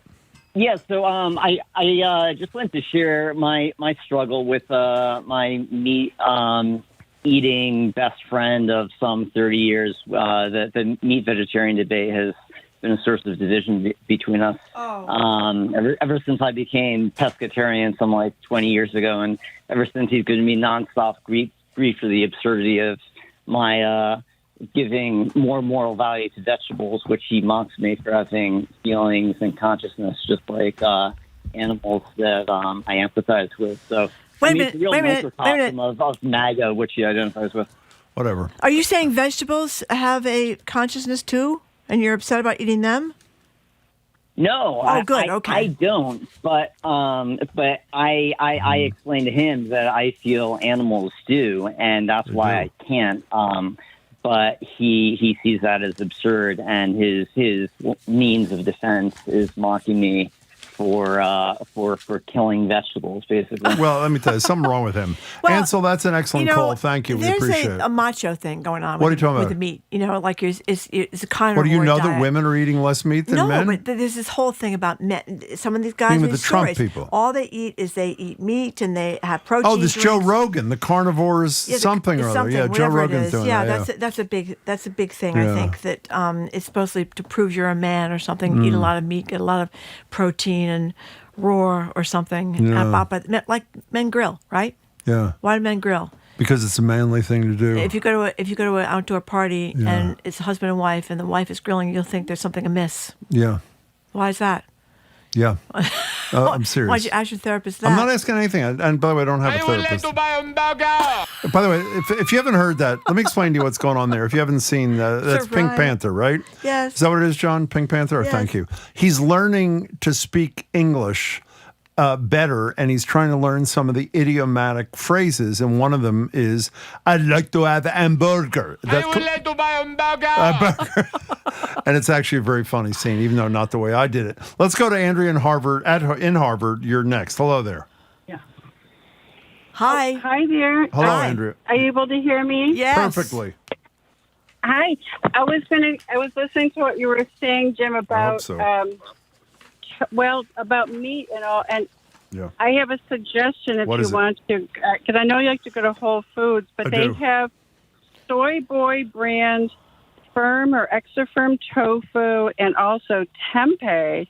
I really like those. And also there's Nest Soya brand extra firm high protein tofu. You can get that also at Trader Joe's. Yeah. And you can get pressed tofu. Yeah. You can get those at Asian markets. Yeah. And we just eat it raw. Well, can I tell you something? I can't. I've tried. I really can't eat it plain. But I made, not that anyone, I made mapo tofu, which because the spices like ooze into the tofu, that's like a wonderful transitional thing for me. Andrea, thank you for the call. An anonymous texter said they're very upset we never discussed roasted vegetables in the discussion because that's one of your favorite things. Says she read that plants scream when they are cut. They do. Oh my God! Do. Certain plants do. Certain plants do. No, that you eat. I understand that. So meat eating is no better, she says, than eating vegetables. No, you should not eat a vegetable with a face. That's the rule. Now you eat meat because I've seen you eat meat. Is that correct? And you're very healthy. I do. I eat meat sometimes. Oh, excuse me. Have you been trying to cut down? No, I just have never been a big meat eater. I do like a burger every me now too. and again. Yeah, the fascination with like steak has always escaped me. Oh, are you kidding me? Or prime rib. Oh. Yeah, maybe 3 times a year. Really? Yeah. It's good with some sauce. Did you have a ham for Easter, Marjorie? What'd you have for Easter? Pizza. You had pizza, really? Yes. What did I have? Oh, yeah. I don't know what I had. I think I had eggs. I had eggs. What's your primary food group? I don't even know that. What's your primary food thing? Well, since I heard the celery screaming the last time I cut it, I can't eat it. Yeah, the celery, the broccoli. Celery's your favorite food? No, it's not my they're favorite. What's your favorite monogamous, food? you know. Just answer the question. What's your favorite food? I love pasta. Oh, okay. Me too. I love pasta. Yeah. Isn't that funny? We're both big carbohydrate people. Yeah, pizza and pasta. Pizza and pasta, Jared and I. That's all we need. Yeah. I will eat no pasta that has a face. That's a face or eyes. That's my dividing line. What's on the show? What's on the show? So we're going to be speaking with National Book Award winner Martina Spada. He has a new collection of poetry called Jailbreak of Sparrows. Oh. We'll be talking to him. His poetry is so beautiful and it's so visceral, and I think that comes from his documentarian father. We'll speak with Radius Ensemble, who is giving a concert in the Thomas Tull Concert Hall, which I have not been to yet, but I keep hearing from everyone. It's at MIT. It's brand new, and the acoustics are supposed to be incredible. The Thomas Tull Concert Hall. Okay. So they're doing a concert of all MIT faculty. And then Lisa Genova, who wrote the book-turned-Academy Award-winning film Still Alice, has a new book, More or Less Maddie, and so it details the struggles of a young woman who has bipolar disorder. So just in the way she introduced people to autism and Alzheimer's, and because she's a neuroscientist by training, she's doing that again now with bipolar disorder. Wow, it sounds like a pretty good show there. It does. By the way, Do you like someone potatoes? just said, an anonymous texter said, potatoes have eyes, Marjorie, and eat them. Thank you very much. I love French fries. But they're not real eyes on the potatoes. They're not real. People do that. No. Sometimes if they're blinking, you're in trouble on a potato. If you see the potato blinking at you. Or winks at you. Yeah. Well, that's kind of flattering. I love it when my food winks at me. Luckily, the show is over just about the right time. Okay, Good bye. to see you, Thank you Jared. We'll very be much. listening to your show. Thank you, Jared. See ya. And thank you for listening to another edition of Boston Public Radio. You can keep up with us 24/7 by way of our podcast or check out our TikTok page at Boston Public Radio. Tomorrow, we'll be back at the Boston Public Library. GBH's Jared Bowen, Harvard National Security expert Juliet Kayyem, Embrace Boston's Amari Paris Jeffries, and the Globe's Janae Osterheld ahead of the comedians in their Shorts live stand-up comedy film event at the Regent Theater. We'll speak. They're not the same. What's trending? What's interesting? What's going on around town? We're talking all things arts and culture on The Culture Show, next on GBH 89.7. Funding for our programs comes from you. And New England Recovery Center, providing inpatient addiction treatment in state-of-the-art facilities located in Westboro, Mass. Learn more at newenglandrecoverycenter.org or by calling 1-877-MY-REHAB. After severe flooding submerged entire towns, Frontline investigates the impact of climate change on Alaska's native villages. Watch Alaska's Vanishing Native Villages tonight at 10 on GBH2. You're listening to 89.7 WGBH HD1 Boston. Online at